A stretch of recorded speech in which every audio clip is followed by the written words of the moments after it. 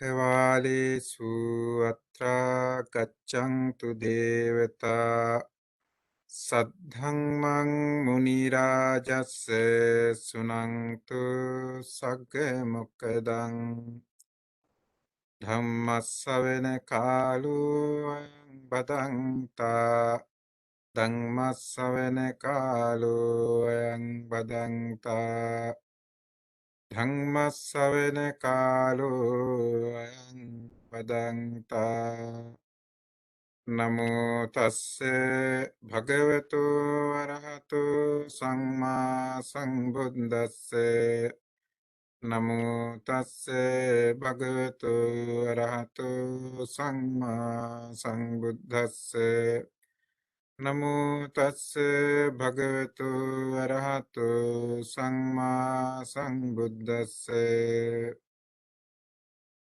සෝ සාගරේ ජලදිකං රුධිරං අදාසී භූමින් පරාජය සමං සමදාසිදානං මේරුප්පමාන මදිකං ච සමෝලිසීසං කේතාරකාදිකතරං නයනං අදාසීති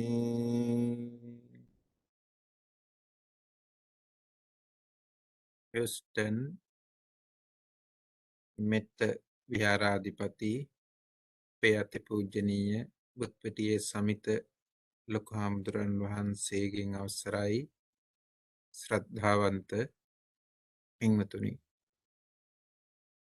දුරුතු පුරපසළොස්වක පොහොය නිමිති කරගෙන සිද්ධ කරන සීල භාවනා වැඩසටහනට ඔබ සම්බන්ධ වෙලා ඉන්නේ. අද දවසේ අෂ්ටාංග සීලය සමාදන් වෙලා මේ සිල් කටයුතු එක්ක තම තමන්ගේ ගුණධම් දියුණු කරගන්න තමයි කවුරුත් කල්පනා කරේ. ඒ වෙනුවෙනුයි මේ වෙලාව තමන් වෙන් කරගත්තේ තමන්ගේ ජීවිතේ පින්දහම් සිද්ධ කරගන්නට. ඉතින් මම කැමති කීප දෙනෙක් හරි වීඩියෝ එක ඔන් කරගන්නව නම් මයික් ඔන් කරගන්න නැතුව මේ කවුරුවක්වත් පේන්නේ නැතුව නිකන් බන කියනවා කියන එකත් හරි අපහසු කටයුත්තක්. පුරුදු නැති නිසා මේ ඒතර වීඩියෝ එක ඔන් කරනකොට අහනවා කියලා හරි දන්නෝනේ. සද්ද නැති වුණාට පස්සේ ඉතින් අද දවසේ අපි මේ ධර්මකාරණා හඳුනගෙන පුරුදු කරන්නටයි අපි ඕන කරන්නේ. මේ මනස කියන දේ හැමතිස්සෙම හොඳට වැඩ කරන එකක්. මේ මනසට වැඩකුත් නැහැ. ඒ වුණාට මනස නිකනුත් නැහැ. මේ මනසේ නිතරම සිතිවිලි ටිකක් තියෙනවා.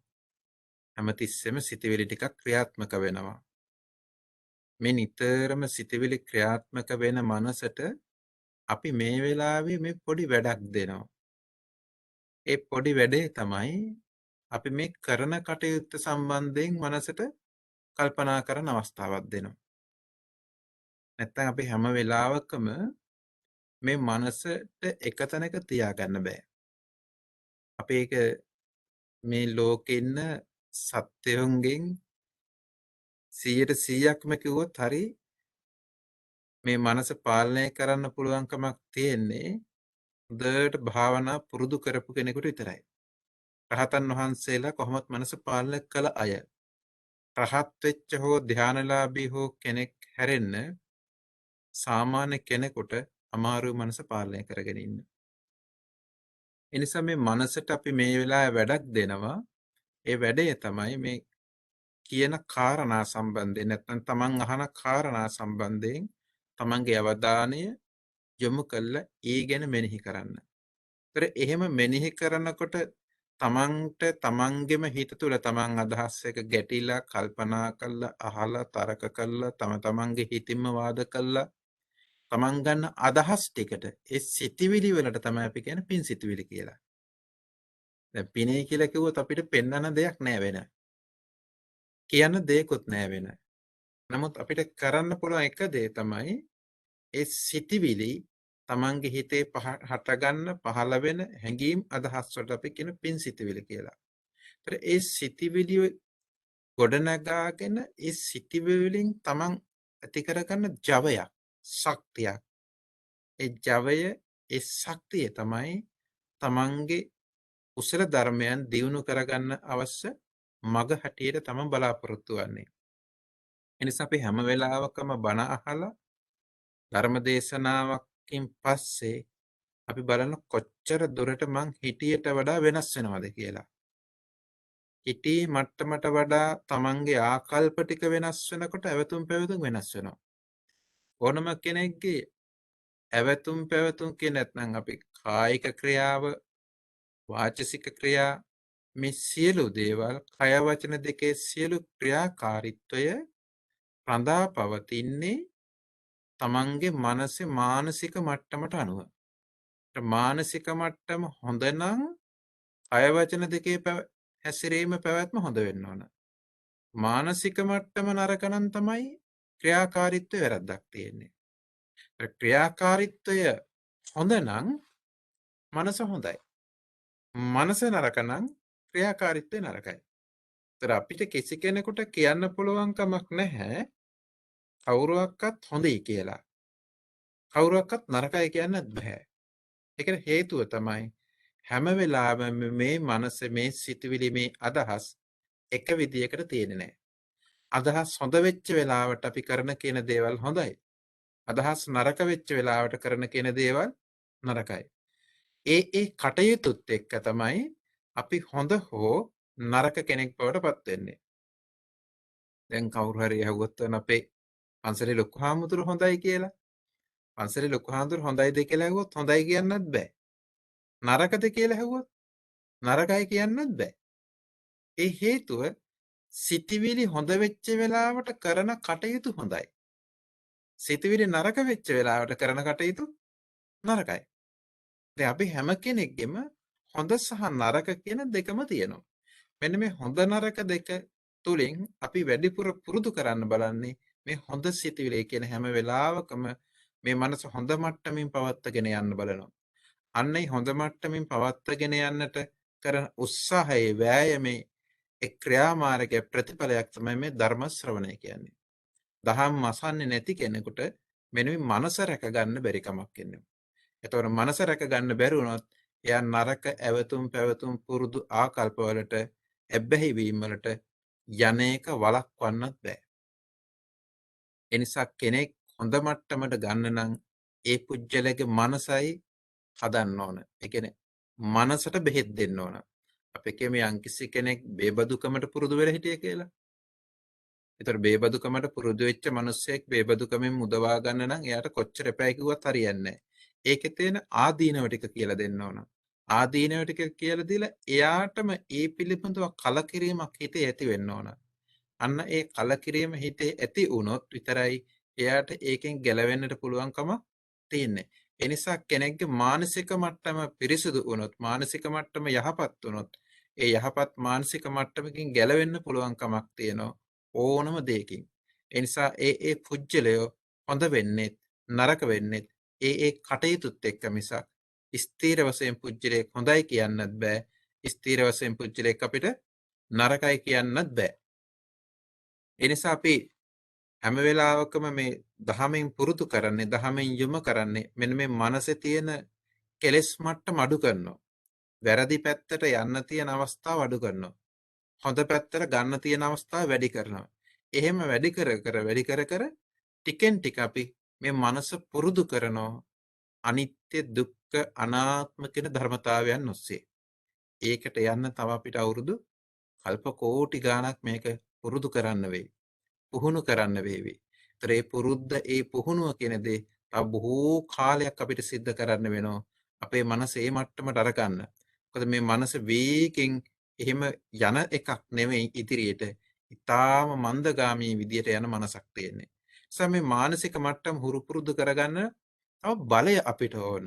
ශක්තිය ඕන.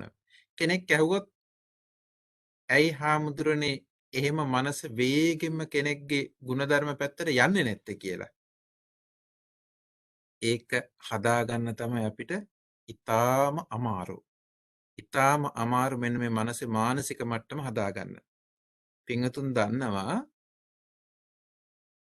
අපේ බුදුරජාණන් වහන්සේ සම්මා සම්බුද්ධත්වයට පත්වීම සඳහා මුලින්ම විවරණ ලබාගන්නේ දීපංකර කියන බුදුරජාණන් වහන්සේගේ ශාසනයේදී. ඒ දීපංකර බුදුරජාණන් වහන්සේ සාමීන් වහන්සේලා ලක්ෂ 4ක් මහරහතන් වහන්සේලාත් එක්ක පිණ්ඩපාත වැඩම කරනවා. ඒ පිණ්ඩපාතේ වඩින වෙලාවේ තමයි මේ සුමේද කියන තාපසව හිටපු අපේ බුදුහාමුදුරුවෝට ඒ දීපංකර බුදු පියාණන් වහන්සේ මුණ ගැහෙන්නේ. ඒ දීපංකර බුදු පියාණන් වහන්සේ මුණ ගැහෙන වෙලාවෙත් මේ සුමේද තාපස භාවනාවෙන් හිත දියුණු කරපු ප්‍රමාණය කියතොත් 이르දි බලයෙන් ආකාශයෙන් වැඩම කරන්නේ. සාමාන්‍ය ගමන් බිමන් නෙමෙයි තියෙන්නේ. 이르දි බලයෙන්. අද කෝටි සංඛ්‍යාත ජනතාවක් මේ ලෝකෙ ඉන්නවා. 이르දි බලයේ තියෙන කෙනෙක් අහන්නවත් අපිට අද නැහැ. එතකොට මෙච්චර ජනතාවක් ලෝකෙ ජීවත් වෙන ලෝකයක 이르දි බලයක් තියෙන කෙනෙක් අහන්නවත් නැත්නම් එදා ඒ 이르දි බලයක් ඇතුව හිටපු සුමේද තාපසයි සම්මා සම්බුද්ධත්වයේ සඳහා පාරමිතා පුරන්න බලන්නේ. එතකොට එච්චර ශක්තියක් තිබිච්ච, එච්චර මනස දියුණු කරගත්ත, එච්චර ආධ්‍යාත්මික වශයෙන් තැම්පත්කමක් ඇති ඒ සුමේද තාපසතුමාටත් මේ සම්මා සම්බුද්ධත්වය ප්‍රාර්ථනා කරගෙන ඒ දීපංකර බුදුරජාණන් වහන්සේගේ දවස ඉඳලා සාරා සංකේය කල්පලක්ෂයක් මේ ශාසනයේ පාරමිතා පුරන්න සිද්ධ වුණා. ඒ පාරමිතා පුරන්න සිද්ධ වුණේ අර තිබිච්ච ශක්තිය මදි නිසා. තිබිච්ච ශක්තිය මදි මොකටද? සම්මා සම්බුද්ධත්වයේ සඳහා මදි. හැබැයි රහත් වෙන්න නම් ඒ ඇති. එදා රහත් වෙන්න එක ගාථාවක් අර්ථය ඒ දීපංකර බුදුරජාණන් වහන්සේගෙන් අහලා අවබෝධ කරගත්තා නම් එදා දීපංකර බුදුරජාණන් වහන්සේගේ ශාසනයේ ශ්‍රාවකයෙක් සුමේද තාපස. ඒතර ඒ සුමේද තාපසතුමාට ඒ ශාසනයේ පැවිදි වෙලා රහත් වෙන්න පින් තිබුණේ වෙනකොට. එතකොට පින් තිබිච්ච කෙනෙක් නිසා තමයි 이르දි බලය පවා පානට පරන් ශක්තිය තිබිච්ච කෙනෙක්. එහෙම ශක්තිය තිබිච්ච කෙනෙක් තමයි සම්මා සම්බුද්ධත්වයට සඳහා තව සාරාංශික කල්පලක්ෂයක් පෙරම් පුරන්නේ. බලන්න මේ සාරාංශික කල්පලක්ෂය කියන්නේ කොච්චර කාලයක්ද? අපිට සංඛ්‍යාත්මකව කියන්න පුළුවන් කාලයක් නෙමෙයි. මේ අප්‍රමාණ කාලයක් මේ ලෝක ධාතුව තුල සම්මා සම්බුද්ධත්වයේ සඳහා සම්මා සම්බුදුරජාණන් වහන්සේට 24 නමකගෙන් විවරණ පතාගෙන තමයි සුමේද තාපසතුමා ආවේ. ඊතරම් කාලයක් ඒ සුමේද තාපසතුමාට පුරුදු කරන්න, පුහුණු කරන්න, දියුණු කරන්න ගුණයක් තිබුණා. සසරෙන් එතර වෙන සෑම කෙනෙක්ම මේන්න මේ ගුණය කියන දේ හදා ගන්නට වෙනවා. මෙන්න මේ ගුණය තමයි අපි පාරමිතා කියලා හඳුන්වන්නේ. මෙන්න මේ පාරමිතා කියන ගුණය, ඒ ශක්තිය හදාගන්නේ නැතිව අපි කාටවත් සසරෙන් එතර වෙන්න බෑ. සසරෙන් එතර වෙන්න අමාරු ඒ ගුණය හදාගන්න බැරි නිසා. අන්න ඒ ගුණය ගැන පුංචි විස්තරයක් තමයි අද මං මේ ධර්ම දේශනාවත් එක්ක පින්වත් හැම දෙනාටම මතක් කරන්න බලාපොරොත්තු වෙන්නේ. සමහරට ඉතින් දන්න කියන කාරණාවල් වෙන්න පුළුවන්. නමුත් අපි මේකෙන් එක දෙයක් හිතන්න ඕන. ඇයි මම මෙච්චර පින්දහම් කරද්දිත් අපිට මේ පින්දහම් කරනකොට අපේ ගමන් මඟ තුල අපේ ආධ්‍යාත්මික දියුණුව තුල අපිට අත්හැරීම, කලකිරීම කොච්චර දුරට පාලනය වෙලාද? රාගය, ద్వේෂය, මෝහය කොච්චර දුරට අපේ පාලනය වෙලාද? අපිට ටිකෙන් ටික ඇයි අපිට මේ අත්හැරීම කියන දේ අනිත්‍ය දුක්ඛ ධර්මතාවයන් තේරුම් ගන්න අපහසුකමක් කියලා තියෙන්නේ? මෙන්න මේ කාරණාවල් ටික ගැන අපි පොඩ්ඩක් හිතන්න වෙනවා. ඒතර ඒ හිතන්න අවශ්‍ය පුණ්‍ය ශක්තිය ඵල විපාකය ගොඩනගන්න මෙන්න මේ පාරමිතා වලින්. මෙන්න මේ පාරමිතා කියන ශක්තිය නැති වුණොත් කෙනෙකුට අමාරුයි මේ ශාසනයේ ඉදිරියට යන්න. ඉදිරියට යන්න අවශ්‍ය ශක්තිය තමයි මෙන්න මේ පාරමිතා ශක්තිය. මොකද සීල් රකින්නවත් පුළුවන් කමක් නැහැ පාරමිතා ශක්තිය නැති කෙනෙකුට. සීලය කියන්නේ පාරමිතාවක්මයි. නිසා සීලයට යන්නත් මේ පාරමිතා ශක්තිය ඕන. ඒ පාරමිතා ශක්තිය කියන දේ සකස් කරගන්න තමයි අපේ බුදු පියාණන් වහන්සේටත් සාරාංශකය කල්පලක්ෂයක් පාරමිතා පුරන්න සිද්ධ වුණේ මේ සම්මා සම්බුද්ධත්වයේ උදෙසා. එතකොට සුමේද තාපසතුමා එදා දීපංකර බුදුරජාණන් වහන්සේගෙන් බුදු පියාණන් වහන්සේගෙන් විවරණ ලබනවා. අපි කියන විවරණ කියන්නේ සම්මා සම්බුද්ධත්වයේ සඳහා අනාගතේ අවසර ලබා ගන්න වගේ දෙයක්. ඒතර ඒ අවසර ලබා ගන්නට පස්සේ එදා 이르දි බලයෙන් ආකාශයෙන් ගමන් කරන්න පුළුවන් ශක්තිය තිබිච්ච සුමේද තාපසතුමා Tamanට විවරණ ලැබුණට පස්සේ කල්පනා කරන එක දෙයක්. මම ඊටාම බැරෑරුම් කටයුත්තක් කරන්න බලාපොරොත්තු වෙනවා. අනාගතයේ මේ දීපංකර බුදු පියාණන් වහන්සේ වගේ මාත් සම්මා සම්බුද්ධත්වයට පත් වෙන්න ඕන. මාත් මේ මුළු ලෝකයාම සසරින් ඈතර කරන්න බලන්න ඕන. මම තනියෙන් ඈතර වෙලා ප්‍රයෝජනයක් නැහැ. මේ ලෝකයා දුක් විඳිනවා නම්. ඒ නිසා මේ ලෝකයේ දුක් විඳින ලෝකයා ඈතර කරන්නට මම දහම තනියම අවබෝධ කරගන්න ඕන.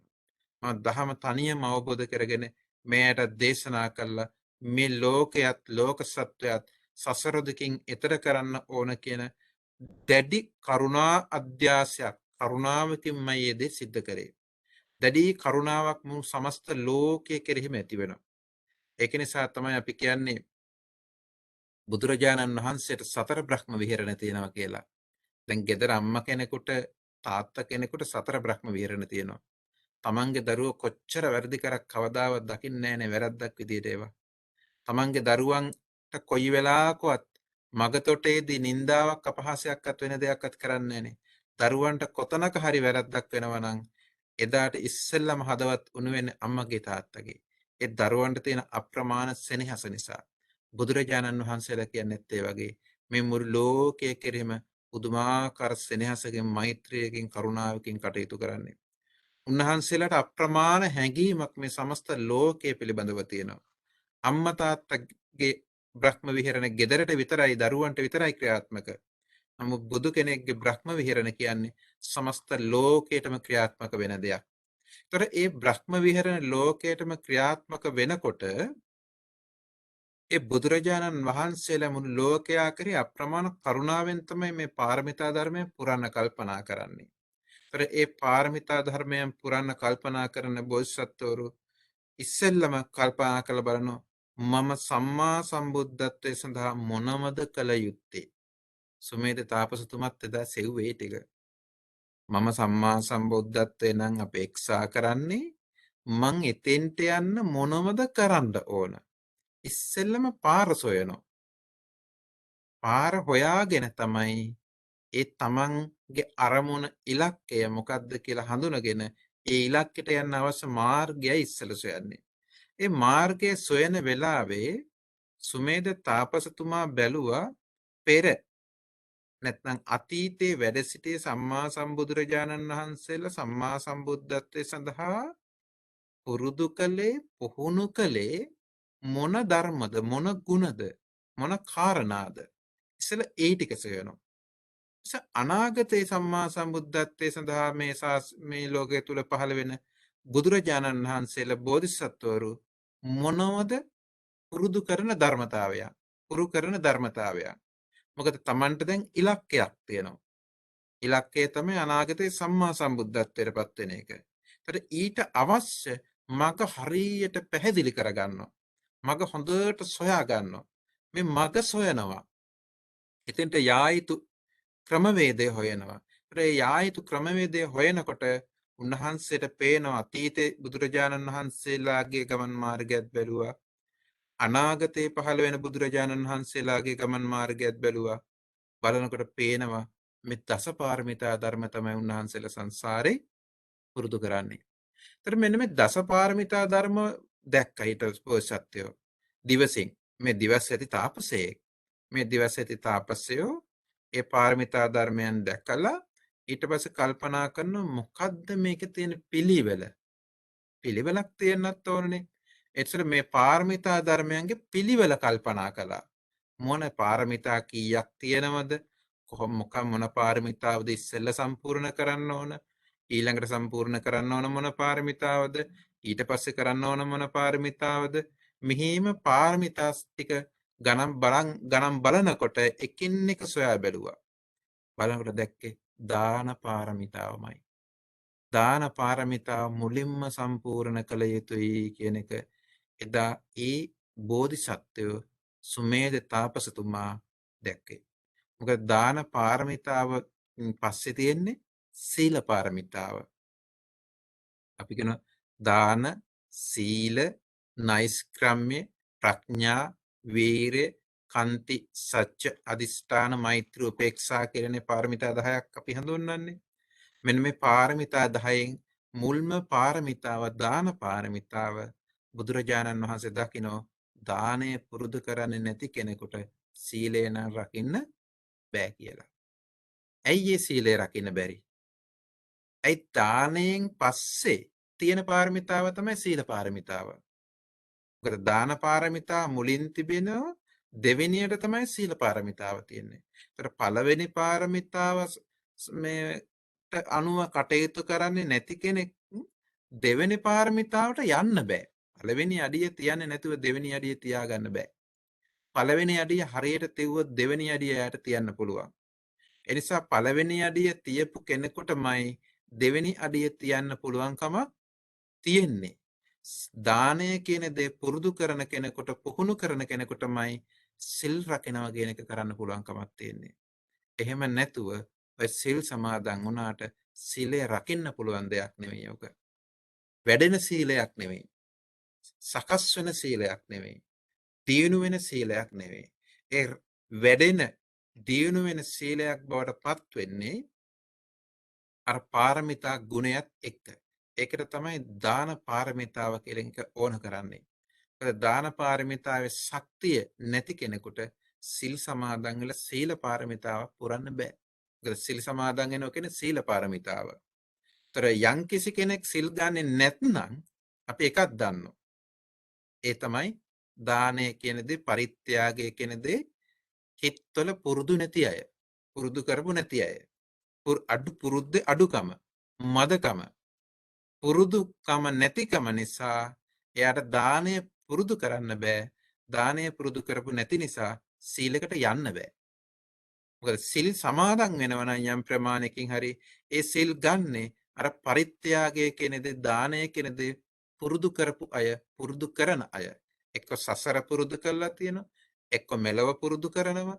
එහෙම කරපු කෙනෙකුට තමයි සිල් සමාදන් වීම කියන දේ කරන්න පුළුවන්කමක් තියෙන්නේ. මොකද සීලය කියන දේ ගුණය, සීලය කියන පාරමිතාවට යන්න පුළුවන්කමක් නැත්තේ දානය කියන දේ පාරමිතාවේ තමන්ගේ දුර්වලතාවය අඩුකම නිසා, ශක්තිය මදිකම නිසා. නිසා මේ දාන පාරමිතාව ශක්තිමත් කරගන්න ඕන. මේ දාන පාරමිතාව ශක්තිමත් වුණොත් අපි සීල පාරමිතාවට යනවා, සිල් ආරක්ෂා කරනවා. සීල පාරමිතාවට යන කෙනෙක්මයි නෛෂ්ක්‍රම්‍ය පාරමිතාවට යන්නේ. නෛෂ්ක්‍රම්‍ය කියන අත්හරින්න බලනවා.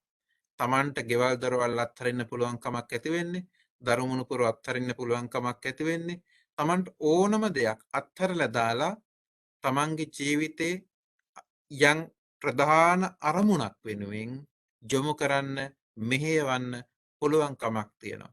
එතකොට ඒ නෛෂ්ක්‍රම්‍ය අත්හැරීම, නික්මීම කියන දේ, ඒ නික්මීම කියන දේ කරන්න පුළුවන්, අපිට ඉවත් කරන දේ කියන දේ කරන්න පුළුවන් සීලය කියන දේ තියෙන කෙනෙකුට විතරයි.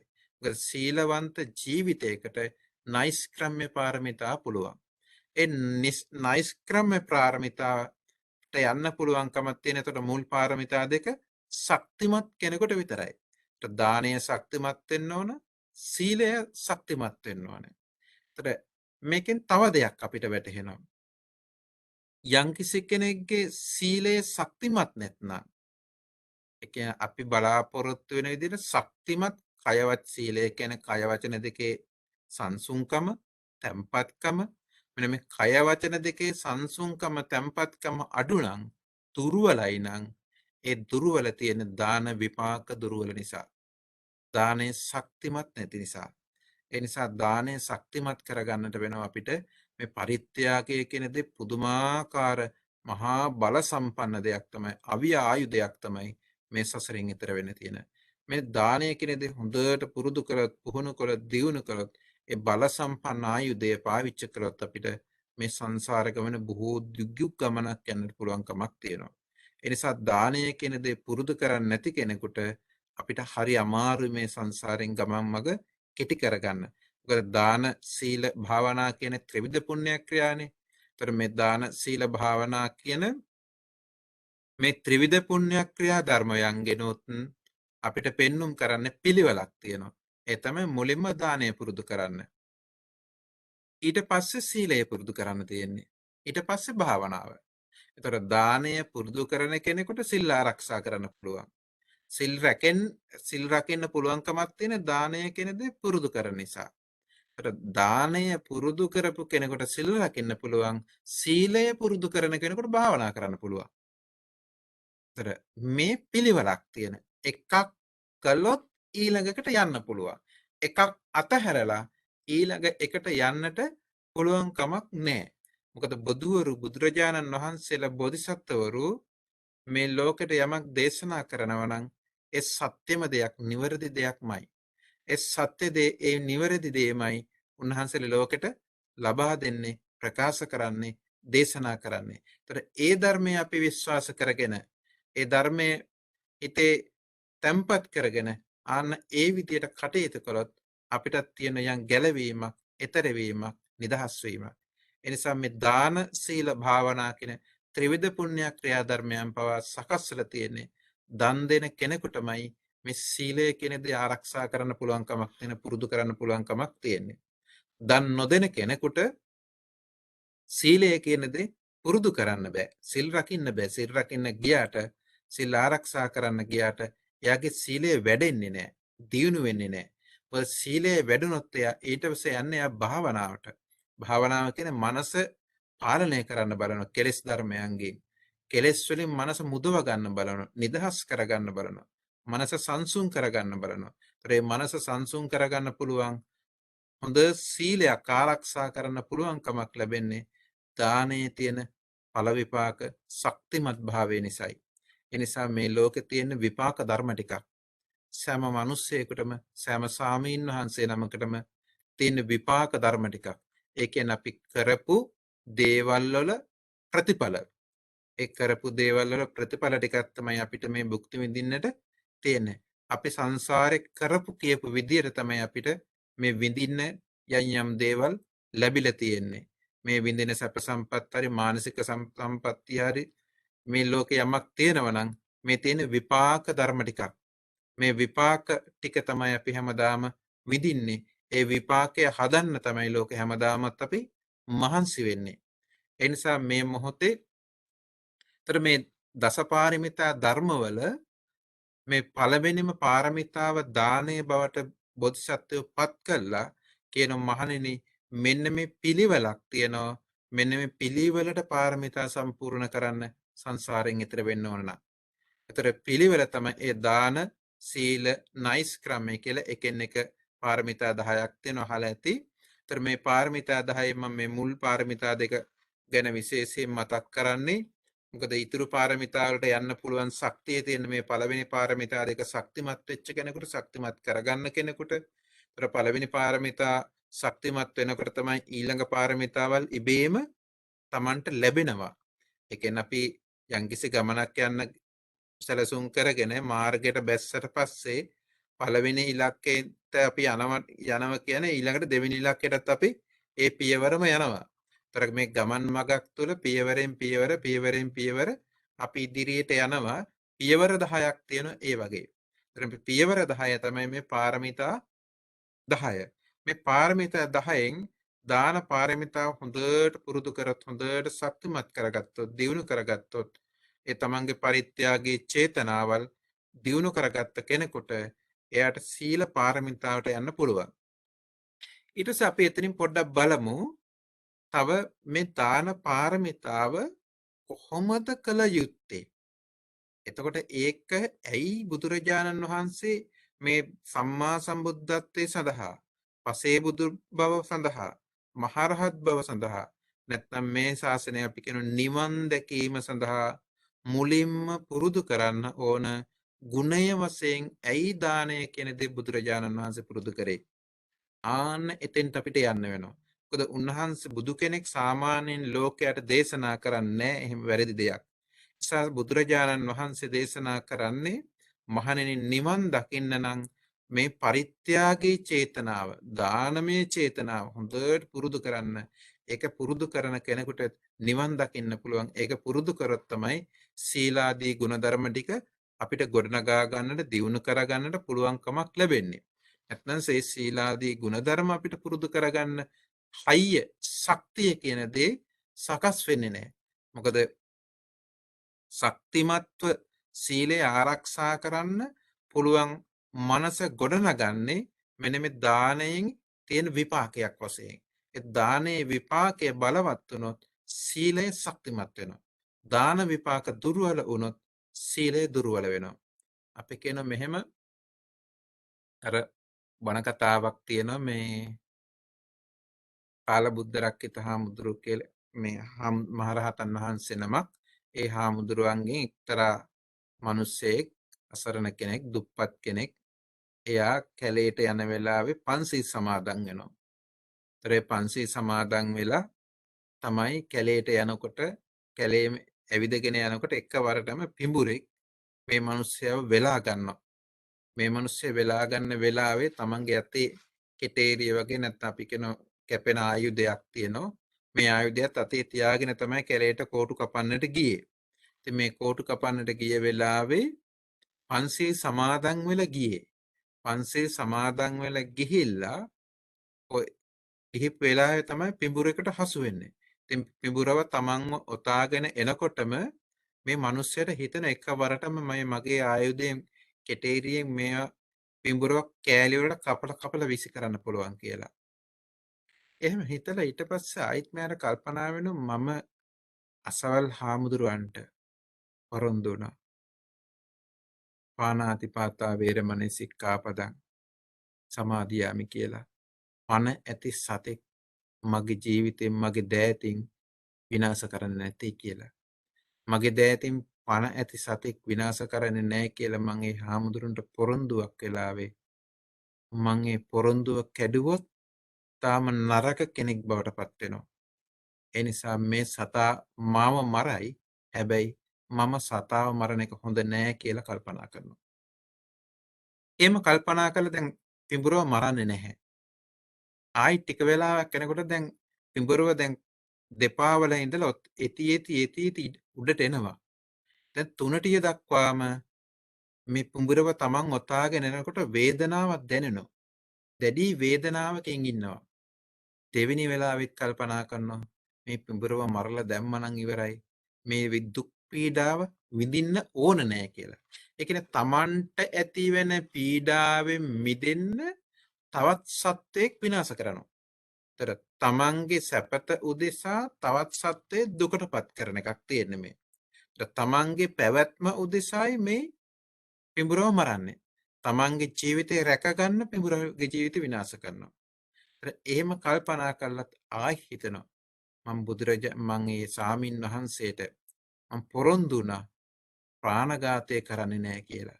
මං කොහොමද ඒ සාමින් වහන්සේට වෙච්ච පොරොන්දුව කඩ කරන්නේ? ඒ සාමින් වහන්සේගේ නැවත මූණ බලන්නේ. ආයිත් නැවත මෙයා එහෙම කල්පනා කරලා අර වේදනාව දැඩි වේදනාවක් එන ඉවසාගෙන දරාගෙන ඉන්නවා.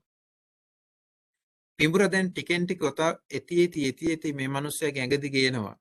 දැන් පපු ප්‍රදේශය දක්වාම ඔතා එති ආවා. ආවට පස්සේ ඒත් තමන්ගේ අතේ කෙටේරිය තියෙනවා. ආයුධය තියෙන.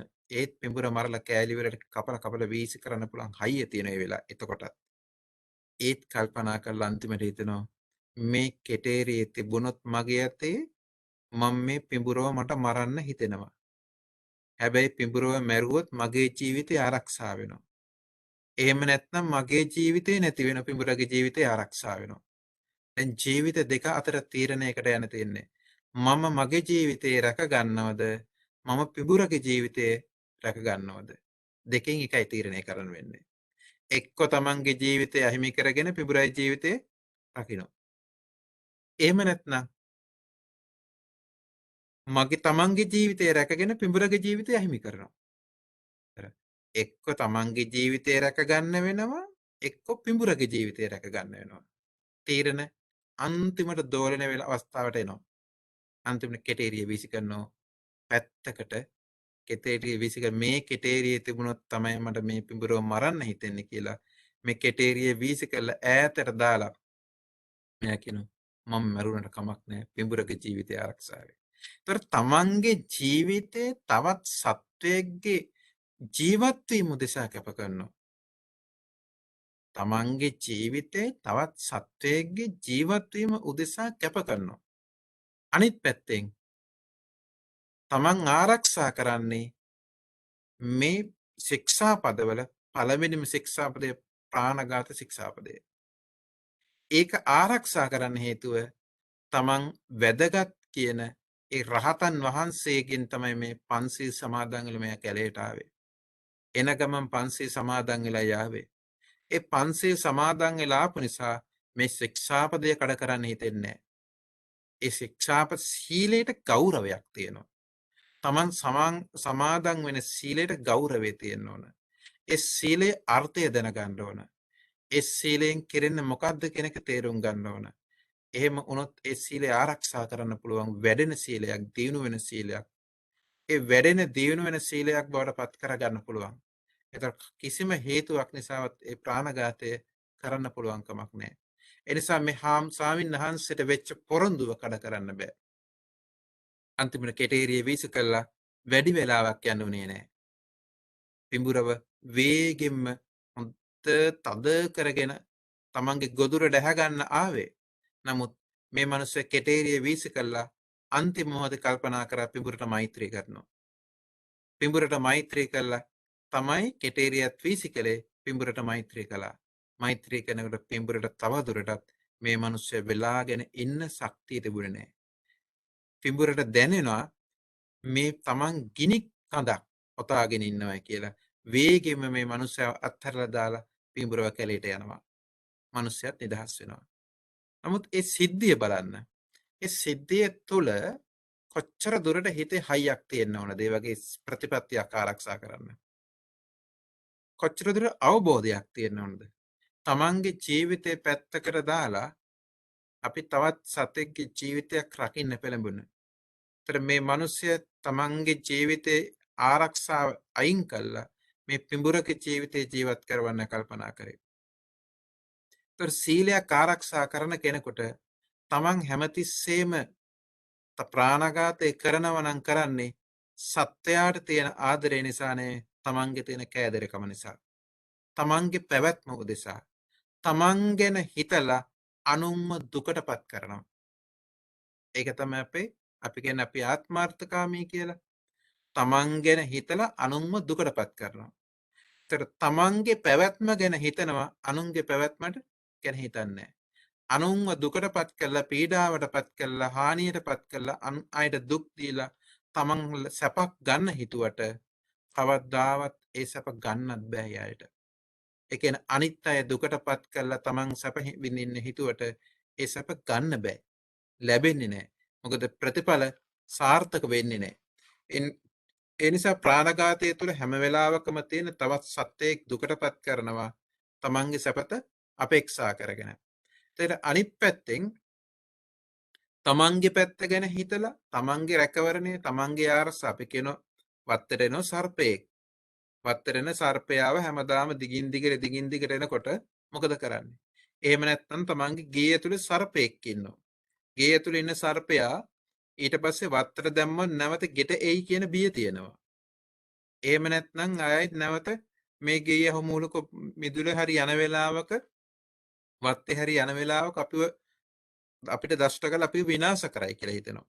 ඒතර තමන්ගේ ජීවිතයේ තියෙන ආරක්ෂාව කැමැත්ත නිසා, ඇල්ම නිසා, බැඳීම නිසා තමන් රැකෙන්න ඕනේ කියන ආකල්පයෙන් අර සත්වය විනාශ කරනවා. ඒක තමයි ප්‍රාණඝාතයේ ස්වභාවය. ප්‍රාණඝාතයේ ස්වභාවය සත්වය විනාශ කරන තමන්ගේ පැවැත්ම රැක ගන්න බලාගෙන. නමුත් තමන්ගේ පැවැත්ම රැක ගන්න බලන්නේ තවත් සත්වෙක් විනාශ කළා. එතකොට සතෙක් විනාශ කළා තමන්ගේ පැවැත්ම රැක ගන්න හිතුවට ඒක කවදාවත් වෙන්නේ නැහැ. ඒක වෙන්නේ නැත්තේ දුකට දුකක් මිස සැපට දුකට සැපක් වෙන්න බෑ. සත්වයෙක් දුක් විඳලා තමන් ඝාතනය කරන සත්වයාට ජීවිතේට දුකක් දීලා තමන්ට සැපක් ගන්න හිතුවට දුකට සැපක් ලැබෙන්නේ නැහැ විපාක වශයෙන්. ඒ නිසා දුකට දුකක්මයි ලැබෙන්න ඕන. සැපට සැපක්මයි ලැබෙන්න ඕන. සත්වයෙක් මරලා තවත් සත්වයෙකුට සැපක් ලැබෙන්නේ නැහැ ජීවිතේ. ඒ නිසා යම්කිසි දවසක අපි සත්වයෙක් මැරුවොත් ඒ සතා මැරීමෙන් ඒ සතා දුකටපත් වෙනවා අපිට හිමි වෙන්න විපාකයේ දුකක්මයි. මොකද දුකට දුකක් මිස දුකට සැපක් වෙන්නේ නැහැ. ඒ නිසා අපි හැමතිස්සෙම බලන්නේ අපි දිහා. අපි දිහා බලාගෙන තමයි කටයුතු කරන්නේ. ඒතර මේ සීලය කියන දේ හරියට ආරක්ෂා කරගන්න බැරි වෙන්නේ මේ දානය කියන දේ හරියට පුරුදු කරේ නැතොත්. දැන් මේ කතාවෙන් පෙන්눔 කරන්නේ මේ මනුස්සගේ සීලමය ගුණය ශක්තිමත්. ඒ ශක්තිමත් සීලමය ගුණයක් තිබෙන්නේ ඒ පුජ්‍යලයාගේ දානමය පාරමිතාව දාන ගුණය හොඳට දියුණු කරපු නිසා. ඒතර දානේ විපාක ඕනේ කියන්නේ මේන්න මේ සීලය ආරක්ෂා වෙන්න ඕන නිසා.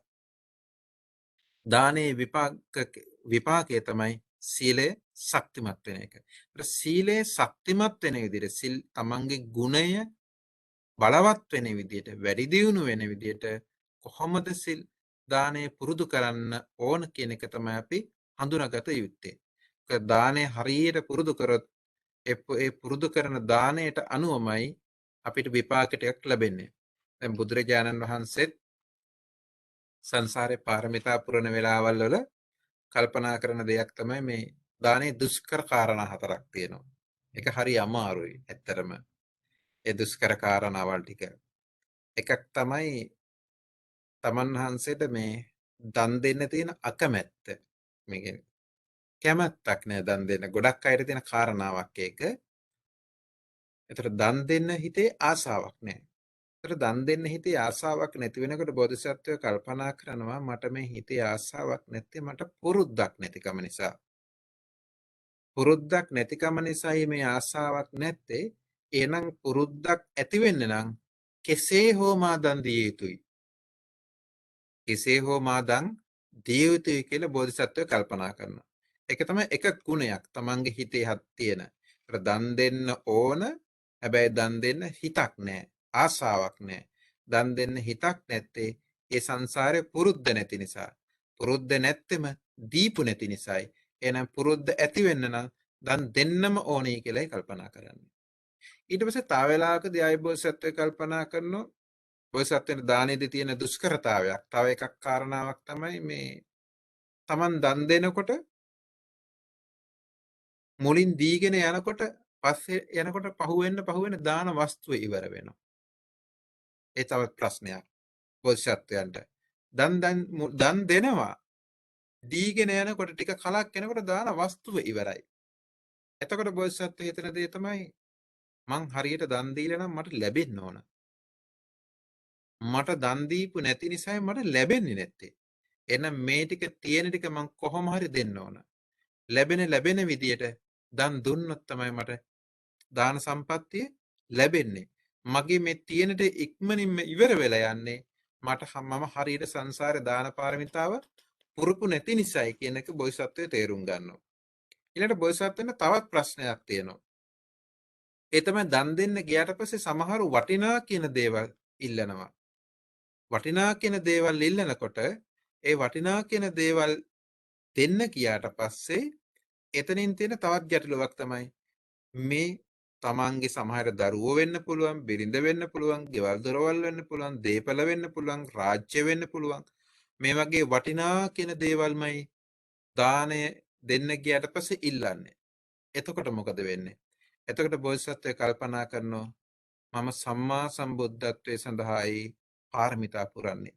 සම්මා සම්බුද්ධත්වයේ සඳහා පාරමිතා පුරන මට ගෙයක් දොරක් දරුවෙක් දෙන්න බැරි නම් මම කොහොමද එච්චර උතුම් සම්මා සම්බුද්ධත්වය අත්පත් කරගන්නේ? සම්මා සම්බුද්ධත්වය අත්පත් කරගන්න නම් මම මා සතු ඕනම දෙයක් අත්හරින්න පුළුවන් වෙන්න ඕන.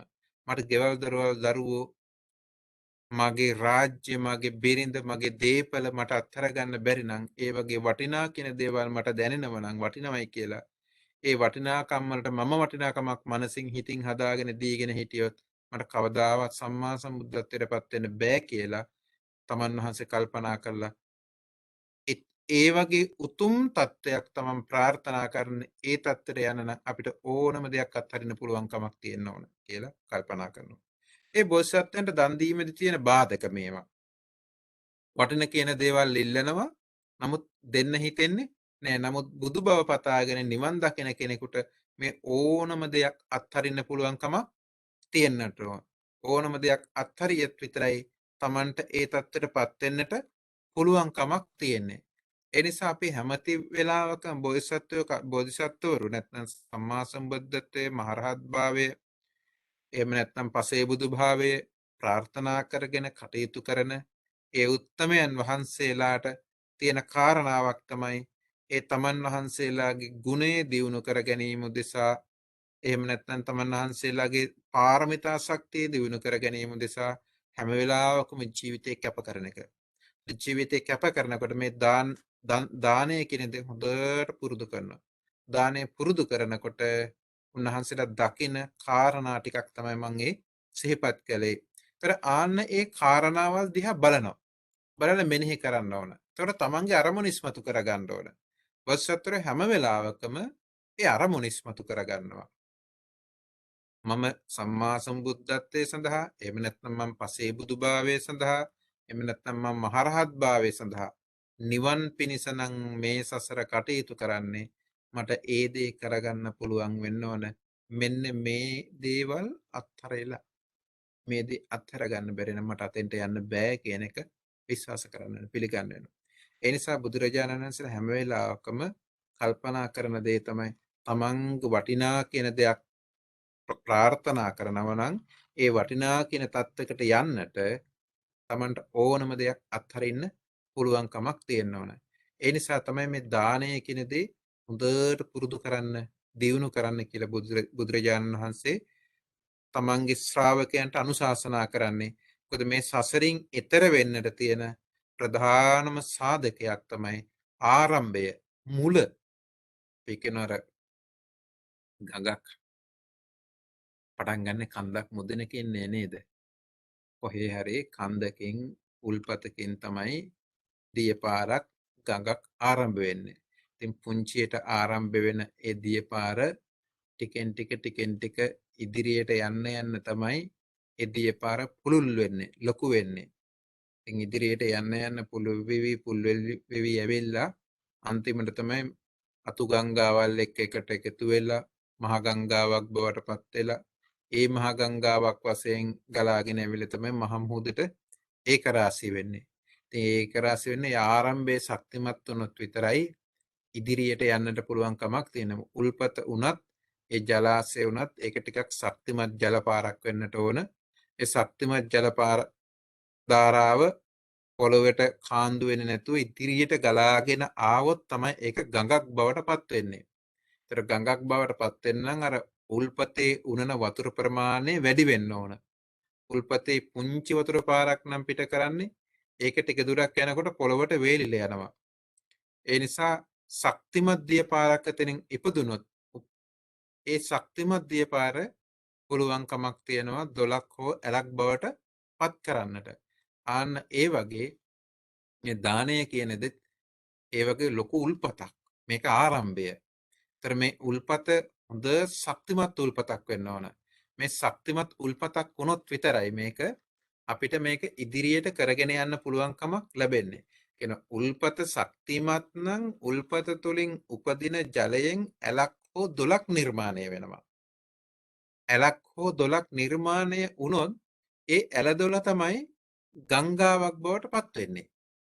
ඒතර උල්පත ශක්තිමත් නැත්නම් ජලය පිට කරන්න ඇලක් හෝ දොලක් නිර්මාණය වෙන්නේ නැහැ. ඒ වගේ දානය කියන දේ ශක්තිමත් වෙන්න ඕන. ඒ දානය කියන දේ ශක්තිමත් වුණොත් තමයි සීලය කියන දෙයට අපිට යන්නට පුළුවන්කම ලැබෙන්නේ. සිල් ආරක්ෂා කරන්න පුළුවන්කමක් තියෙන්නේ. මේ දානය පුරුදු කරනකොට ඒකේ තියෙන ලක්ෂණය තමයි අර බාධක ටිකක් තමයි මම සිහිපත් කරන්නේ. යදුන බුදුරජාණන් වහන්සේලාට මුහුණ පාන්නට වෙන නැත්නම් බෝසත්වරුන්ට මුහුණ පාන්නට වෙන. මොකද අපි දන් දෙනකොට තියෙන අපිට ගැටලුවක් තමයි එකක් දෙන්නට හිතක් පහළ වෙන්නේ නැහැ. එහෙම නැත්නම් දෙන්න අපෙන් යාචකය ඉල්ලන්නේ වටින කියන දේවල්. ඒවා අපිට දෙන්න හිතෙන්නේ නැහැ. එක්ක දීගෙන යනකොට ඒ දේවල් ඉක්මනින්ම ඉවර වෙලා යනවා. අපිට ඒ ප්‍රශ්න වලටත් මුහුණ පාන්න සිද්ධ වෙනවා. ඒ වගේම සමහර වෙලාවට අපිට සම්පත් නැහැ දෙන්න. දෙන්න හිත තියෙනවා. දෙන්න දෙයක් නැහැ. දෙන්න හිත තියෙනවා. දෙන්න දේ නැහැ කියන්නේ මොකද්ද? අපිට සංසාරේ අපි දාන දීලා නැහැ. ලැබෙන්නේ නැහැ.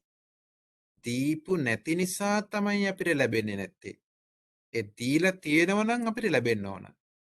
දීපු දෙයක විපාකයක් තමයි මේ ලැබීම කියන දේ කියලා අපි හඳුන්වන්නේ. අපිට අද යමක් ලැබිලා තියෙනවා නම් ඒ සංසාරේ දීපු නිසා. ඒ දීපු දේ විපාකයක් මේක. මේ තියෙන විපාක ටිකක් අපි විඳින්නේ. ඒතර එහෙම දීපු නිසා අපිට ලැබිලා තියෙනවා අපි යමක් භුක්ති විඳිනවා නම් ඒ දීපු දෙයක්මයි. ඒ කරපු දෙයක විපාකයක්මයි. ඒතර ඒ කරපු දෙයක විපාකයක් නිසාම තියෙන්නේ. ඒතර බෝසත්වරුන්ට තියෙන ප්‍රශ්නේ තමයි සමහරකට දන් දෙන්න ආසයි. දෙන්න දේවල් නැහැ. එතකොට බෝසත්වෝ කල්පනා කරන්නේ අනේ මං සංසාරේ දන් දීප නැති නිසානේ මට දෙන්න දේවල් නැති වෙලා තියෙන්නේ. ඒ වගේ කල්පනා කරනවා. නිසා පුරුදු කරනවා. කොහොම හරි දානය පුරුදු කරනවා. දානය පුරුදු කළා එතෙන් බලාපොරොත්තු වෙන හිතේ තියෙන කරුණාව කියන ගුණය ඉස්මතු කරන්න. මේ කරුණාව කියන ගුණය ඉස්මතු කරන කෙනෙකුට තමයි එක් දානය කියන දේ දෙන්න පුළුවන්කමක් තියෙන්නේ. දානය කියන දේ හැම වෙලාවකම තමන් ගැන හිතන දෙයක් නෙවෙයි අනිත් අය ගැන හිතන දෙයක්. තමන්ගේ දෙය අනිත් අයගේ සැප සතුට සොම්නස ප්‍රීතිය උදෙසා වෙන් කරනවා. අන් අයගේ සැපත සතුට උදෙසා තමන්ගේ ජීවිතය කැප කරනවා. අපි සමහර වෙලාවට දුක් දරාගෙන විඳ දරාගෙන අපිට අනිත් අයගේ සැපත සතුට උදෙසා කටයුතු කරන්න සිද්ධ වෙනවා. අන් අයගේ සැපත සතුට උදෙසා අපි දුක් පීඩා විඳිනවා කියන්නේ ඒක දානාධ්‍යාසය, ඒක සීලය. ඒක අයිති වෙන්නේ සීලයට. අපි කියන අනිත් අයගේ සැපත සතුට උදෙසා තමන්ගේ කාලය, ශ්‍රමය, ධනය අපි කැප කරනවා කියන්නේ ඒක සීලයට අයිති වෙනවා. ඒ සීලයට අයිති වෙන්නේ අර දානේ ශක්තිමත් වෙච්ච නිසා. ඒ දාන කියන ගුණය පරිත්‍යාගී චේතනාව තියෙන කෙනෙකුට තවත් කෙනෙක්ගේ සැපත සතුට උදෙසා කටයුතු කරන්න පුළුවන්කමක් ලැබෙනවා. ඒක තමයි පාරමිතාවල් කියන්නේ. මේවා ඉතින් අර හිතලම කරනව නෙවෙයි. සමහර වෙලාවට අපි පුරුද්දත් එක්ක ඉබේම සිද්ධ වෙනවා. පුරුද්ද තියෙන කෙනාට තමන්ගේ සැපත සතුට උදෙසාම කටයුතු කරන්නේ ලෝකයාගේ යහපත උදෙසා ඒ පුජ්‍යල කැප වෙනවා ඉබේම. ඒ තමන්ගේ සිත් පහළ වෙනවා. මට පිට මෙහෙම කරන්න ඕන මේ විදිහට කටයුතු කරන්න ඕන මෙහෙම කරොත් හොඳයි කියලා තමන්ටම හිතෙනවා. සමහරට තමන්ගේ ගෙදර දොරේ දේවල් ඔක්කොම මොනවාක්වත් කරන්නේ කොහොම පැත්තකට දාලා ගිහිල්ලා තමන්ගේ ස්වේච්ඡා කටයුතු වල නිරත වෙනවා. ආගමික ස්ථානවල වැඩ කටයුතු සිද්ධ කරනවා. තමන්ගේ ස්වේච්ඡා ආයතන වල ගිහිල්ලා වැඩ කටයුතු සිද්ධ කරනවා. අන් අයගේ සැපත සතුට දෙසා තමන්ගේ කාලය කැප කරනවා. ශ්‍රමය කැප කරනවා. සමහරට ඒක තැන්වල වැඩ කරනකොට තමන්ගේ මිල මුදල් වියහියදම් කරගන්නේ. තමන්ගේ යාන වාහන පාවිච්චි කරන්නේ. තමන්ගේ වැඩක් කරගන්න තියෙන කාලය තමයි කැප කරන්නේ. එහෙම කැප කරගෙන අනිත් අයගේ සැපත සතුට උදෙසා තමන්ගේ ජීවිතය කැප කරනවා. මේ තමයි දාන අධ්‍යාසය. ඒකට තියෙනවා කරුණාව. මොකද මේ දාණයෙන් පුරුදු කරන්නේ ඇත්තරම කරුණාව. අනිත් අයට මෛත්‍රිය උගන්වන්නේ. එතකොට අපි දැන් හිතන් ඉන්න මෛත්‍රිය කියලා කියන්නේ මේ නිදුක් වෙත්වා නිරෝගී වෙත්වා කියලා කියන එකක් නේ. මෛත්‍රිය කියලා කියන්නේ ඒ වගේ එකක් නෙවෙයි. ඒක ප්‍රැක්ටිකල් පැත්තකුත් තියෙනවා. ප්‍රායෝගික පැත්තක්. එතකොට අන්නේ ප්‍රායෝගික පැත්ත තමයි අපි පුරුදු කරන්න ඕන. ඒතකොට මේ ප්‍රායෝගික පැත්ත පුරුදු කරන්න නම් දාන චේතනාව නැත්නම් දාන පාරමිතාව කියන දේ බලවත් වෙන්න ඕන. මොකද දාන පාරමිතාව බලවත් වෙන්නේ නැති කෙනෙකුට කොයි වෙලාවකත් මෛත්‍රී පාරමිතාව මෛත්‍රිය වඩන්න පුළුවන් කමක් නැහැ. මෛත්‍රී භාවනාවක් කරන්න පුළුවන් කමක් නැහැ. මොකද භාවනාව කියන දේ තියෙන්නේ තව ටිකක් දුරින්. ඒ කියන්නේ අර දාන, සීල, භාවනා පිළිවෙලක් තියෙනවනේ. ඒතර දානය කියන දේ පුරුදු කර කෙනෙකුට සිල් රකින්න පුළුවන්. සිල් රකින්න කෙනෙකුට භාවනා කරන්න පුළුවන්.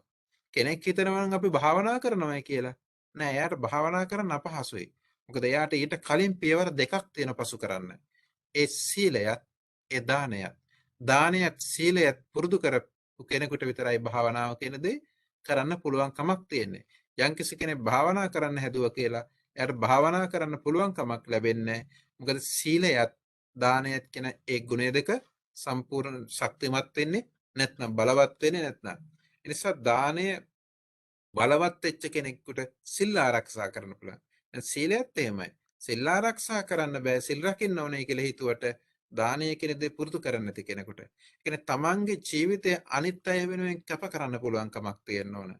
තමන්ගේ ජීවිතය අනිත් අය වෙනුවෙන් කැප කරමින් තමයි අපි කටයුතු කරන්නේ. දැන් අපි අහලා තියෙනවා අපේ සීවලි මහරහතන් වහන්සේ ගැනනේ. සීවලි මහරහතන් වහන්සේ ගැන චරිත කතාවේදී අපි අහපු කතාවක් තියෙනවනේ. අපි ඇත්තටම ගෙවල් වල සීවලි මහරහතන් වහන්සේගේ මේ ඡායාරූපය අපි ප්‍රදර්ශනය කරගෙන ඉන්නවා. උන්වහන්සේ ප්‍රත්‍යලාභී භික්ෂුන් අතරින් අග්‍රස්ථානයේ මේ සම්බුද්ධ ශාසනය ලබා ගත්තේ. ඒතර උන්වහන්සේ වැඩ ඉන්නවා නම් ඒ හැමතැනම දානය තියෙනවා කියලා කියනවා. ඒතර දානය කියන අපි දන්න දැන් දීපු දෙයක විපාකයක් කියලා. උන්වහන්සේට ඒ වගේ දානය ලැබිලා තියෙන උන්වහන්සේ ඒ වගේ දානය පුරුදු කරපු නිසා, දියුණු කරපු නිසා අපි අහපු කතාවක් තමයි උන්වහන්සේ දානය වළඳලා ඉන්න වෙලාවේ කුසගින්න ඉන්න බල්ලෙක් එතෙන්ට ආපු වෙලාවේ බල්ලට කන්න දෙයක් නැතුව අන්තිමට කන්න දෙන්න දෙයක් නැහැ. තමන් කාපු දේ අත දාලා වම අරලා වමනේ කළා අර බල්ලට කන්න දීලා තමන්ගේ කුසගින්න හිටියා. එතකොට තමන් කැපකිරීමක් කළා තියෙනවා. දැන් එතකොට බල්ලගේ කුස පුරවන්න තමන් කාපු දේ වමනේ කළා බල්ලගේ කුස පුරවනවා. ඒතර තමන් කාපු දේ වමනේ කරාගෙන තමන්ගේ ශරීරයට අවශ්‍ය ශක්තිය නැහැ එතන දැන්. ඒතර තමන්ගේ ශක්තිය දුර්වල කරගන්නවා මේ බල්ලගේ ශක්තිය හදනවා. කැප කරලා තියෙනවා. ඒතර කැප කරපු කෙනෙකුට එතකොට තියෙන එයාට හිතන්න දෙයක්. මම මගේ ජීවිතය ගැන මම දුකක් කරගෙන මම පීඩාවක් කරගෙන අවදානමක් කරගෙන මං කැපකිරීමක් කළා. ඒ තමයි මම කුසගින්නේ ඉඳලා මේ සතාගේ කුසගින්න නිවනවා. තමන් කුසගින්නේ ඉඳලා සතාගේ කුසගින්න නිවනවා. එතකොට ඒ දානේ බලවත් ශක්තිමත්. ඒකේ විපාකයක් වශයෙන් ලුනේ අපි ඔය සීවලි මහරහතන් වහන්සේ ප්‍රත්‍යලාභී භික්ෂුන් අතරින් අග්‍රස්ථාන ලැබුවේ කියලා කියන්නේ. එතකොට අපි වුණත් දානයක් දෙනකොට අපි කැපකිරීමක් කරනවා. ඒ කැපකිරීම තමයි දැන් සීවලි මහරහතන් වහන්සේ කළ කැපකිරීම තමයි උන්වහන්සේ කුසගින්නේ ඉඳගෙන තවත් ඒ බල්ලගේ කුසගින්න නිව්වා. තමන් කුසගින්න දරා ගන්නවා. ඒ තමන් දුක දරාගෙන අනුන්ගේ සැපත වෙනුවෙන් දුක දරනවා තමයි. අනුන්ගේ සැප වෙනුවෙන් දුක දරනවා. ඒතර අනුන්ගේ සැප වෙනුවෙන් අපි අපේ දුක් විඳිනවා අපි. ඒතර ඒ වගේ කැපකිරීමක් තමයි මේ දානය කියලා කියන්නේ. ඒක සමහර වෙලාවට කෙනෙකුට කන්න ටිකක් දෙන එකක්ද බොන්න ටිකක් දෙන එකක්ද කියලා නෑ. බුදුරජාණන් වහන්සේ උනත් දානය අපිට සිව් ආකාරකින් දේශනා කරලා තියෙනවනේ. කෙනෙකුගේ පැවැත්ම උදෙසා කළ යුතු මූලික අවශ්‍යතා හතරක් තියෙනවා. ඒ තමයි අඳින්න වස්ත්‍ර තියෙන්න ඕන. අඳින්න වස්ත්‍ර. ඒතර අඳින්න වස්ත්‍ර ටික දෙන්න ඕන. ජීවත් වෙන්න ආහාර පාන ටික දෙන්න ඕන. ඉන්න හිටින්න ගෙවල් දොරවල් ටික හදලා දෙන්න ඕන. ලෙඩක් දුකක් වුණාම බෙහෙත් හෙත් ටික අරන් දෙන්න ඕන. අපි මේ හතරට කියනවා සිව්පසය කියලා. මෙන්න මේ සිව්පසයෙන් උපස්ථාන කරන්නයි කියලා කියන්නේ සාමින්හාන්සලට සාමාන්‍යයෙන්. සාමින්හාන්සලට සිව්පසයෙන් උපස්ථාන කොට උන්වහන්සේට අඳින්න වස්ත්‍රයත් ඊළඟට වළඳන්න ආහාර පානත් ඉන්න හිටින ගෙවල් දොරවල් ඇඳපුටු කොට්ට මෙට්ටත් ඒ වගේම ලෙඩට දුකට අවශ්‍ය බෙහෙත් හෙත් ටික මේ සිව්පසය මෙන්න මේ සිව්පසයෙන් උපස්ථාන කිරීමෙන් බලාපොරොත්තු වෙන කෙනෙකුට ජීවත් වීමට අවශ්‍ය මූලික සම්පත් ටික අපි සකස් කර දෙනවා කියන එක. ඒ ජීවත් වීමට අවශ්‍ය මූලික සම්පත් ටික සකස් කරලා දීලා ඒ අත්තන්ව පෝෂණය කරනවා කියන එක තමයි මේ සිව්පසයෙන් අරමුණු කරන්නේ. දානයක් දෙනකොට මේ දිය යුතු කාරණා හතරක් බුදුරජාණන් වහන්සේ මෙන්න මේ කාරණා හතර තමයි කෙනෙක්ගේ පැවැත්මට අවශ්‍ය කරන්නේ. අවම පැවැත්ම මෙන්න මේ පැවැත්ම උදෙසා මෙන්න මේ කාරණා හතරෙන් ඔබ ඒ අයට උපස්ථාන කරන මේ උපකාර කරන. ඒක තමයි දාණයට දීපු ඉලක්කයක් අපිට. දන් දෙනවා නම් මේ ඉලක්ක කියලා. ඒතකොට ඒ වගේ දාණය පුරුදු කරන්න පුළුවන්කමක් තියෙන්නේ තමන් විඳින දුක් පීඩා ටික මේ ගැන හිතනව නෙමෙයි. යම් වෙලාවක තමන්ට තමන්ගේ සැප සම්පත් අත්හැරලා දාලා තවත් කෙනෙකුගේ සැප සම්පත් වෙනුවෙන් තමන්ගේ දේපල අත්හරින්න පුළුවන් නම් තමන්ගේ දේවල් බැහැර කරන්න පුළුවන් නම් ඒ තමයි දාන චේතනාවේ ශක්තිමත් භාවය. ඒ ශක්තිමත් භාවය එහෙම මට්ටමට තමන්ගේ මනස ශක්තිමත් නම් අපිට ඊළඟ පියවරට යන්න පුළුවන් කියන එකයි අපිට විශ්වාස කරන්න තියෙන්නේ. ඒ තමයි තමන්ට වටින කියන දේවල්, තමන්ගේ ප්‍රධාන දේවල්, තමන්ට උවමනා කරන දේවල්, තමන්ට ප්‍රයෝජනවත් දෙන දේවල්. මොකද තමන්ම හිතින් හදාගෙන තමන්ම වටිනාකමක් දීගෙන තමන්ම සකස් කරගත්ත, ගොඩනගාගත්ත, ලං කරගත්ත, මිලදී ගත්ත, ඒ සමීප කරගත්ත දෙයක් තවත් කෙනෙක් වෙනුවෙන් කැප කරන්න, වෙන් කරන්න, ඉවත් කරන්න, බැහැර කරන්න පුළුවන්කමක් තියෙනවා කියන මනස ශක්තිමත් කියන එක. ඒතර තමන් ඉවත් කරන මට්ටමට, තමන් බැහැර කරන මට්ටමට, අත්හරින මට්ටමට තමයි තමන්ට ලැබීම තියෙන්නේ. අපි අත්හැරපු ප්‍රමාණයට තමයි තමන්ගේ ලැබීම කියන දේ පිහිටන්නේ. අත්හරින එක අඩු වෙන්න ලැබීම කියන දේත් අඩු වෙනවා. ඒක තමයි ලෝක ධර්මතාවයන් කියන ධර්මතාවයන් කියන දේවල් කවදාවත් වෙනස් කරන්න පුළුවන් જાති දේවල් නෙවෙයි. ඒවා ලෝක හැමදාම ක්‍රියාත්මක වෙන දේවල්. ඒතකොට ඒ ධර්මතාවයන්ට අනුවමයි අපිට කටයුතු කරන්න වෙන්නේ. ඒ නිසා අපිට යමක් ලැබෙනවා නම් ලැබෙන්නේ අපි අත්හරපු මට්ටමට අත්හරින මට්ටමට ලැබෙනවා. අත්හරීම වැඩි කරන්න තමන් දන් දෙන්න තමන් සතු දේවල් බැහැර කරනවා කියන්නේ නිකං විසි කරනවා හෝ ප්‍රයෝජනයකට නැති විදිහට බැහැර කරනවා කියන එක නෙමෙයි. ඒවයි හැම කාරණාවක්ම හොඳට හිතලා මතලා කල්පනා කරලා කරන්න ඕන දේවල්. අපි කියන මෙහෙම බල්ලෙකුට කන්න ටිකක් දෙනවා දාන දෙන්න ඕනේ කියලා කන්න ටිකක් දෙනවා කියලා නුසුදුසු දේ දෙන්නේ නැහැ. සුදුසු දෙයක්මයි දී යුත්තේ. ඒක අතිරික්ත විනාශ වෙලා යන දෙන්නේ නැහැ. ප්‍රමාණාත්මක දෙයක්මයි දිය යුත්තේ. ප්‍රයෝජනවත් දෙයක්මයි දිය යුත්තේ. ඌමනා කරන දෙයක්මයි දිය යුත්තේ. අවශ්‍යතාවය හඳුනාගෙනමයි දිය යුත්තේ. එහෙම නැතුව ඒ වගේ ආවට ගියාට පුරුදු කරන්නේත් නැහැ. ඒවා හරියට හඳුනගෙන නුවණින් බුද්ධිමත්ව ඒ දේවල් සිද්ධ කරනවා. දාන පාරමිතාව කියන දේ ප්‍රඥාව නැති කෙනෙකුට අමාරුයි. මොකද දානයක පුරුදු කරන්නත් හොඳට ප්‍රඥාව තියෙන්න ඕන. කැපකිරීමක් කරන්න පුළුවන් කමක් තියෙන්න ඕන. හිතේ කුසීතකම නැති වෙන්න ඕන. මොකද තීන මිද්දේ කියන්නේ පංච නීවරණ ධර්මයන්නේ. තීන මිද්ද කියන කාරණා පංච නීවරණ ධර්මයන්ගේ කොටසක් තමයි තීන මිද්ද කියන කම්මැලිකම. හිතත් ගතත් දෙකම දුර්වලයි. හිතිනුත් යමක් කරන්න කැමති නෑ. ගතත් ඒකට අනුගත නෑ. ඒතර හිතයි ගතයි දෙකම දුර්වල කෙනෙකුට පින්දහම් දාන ආදී පාරමිතාවල් පුරන්න පුළුවන් කමක් නෑ. මොකද පාරමිතා පුරනවා නම් ඒ පුරන කෙනාට විශේෂයෙන් දාන පාරමිතාව හෝ සීල පාරමිතාව Tamanට කැප වෙන්න පුළුවන් වෙන්න ඕන. Tamanගේ කෙලෙස් මට්ටම අඩු වෙන්නට ඕන. මොකද තීන මිද්ද දෙක කියන්නේ කෙලෙස් මට්ටමක්. කෙලෙස් වැඩිකමක් තියෙන්නේ. කෙලෙස් වැඩි වෙන්න තීන මිද්ද දෙක ආරක්ෂා වෙනවා.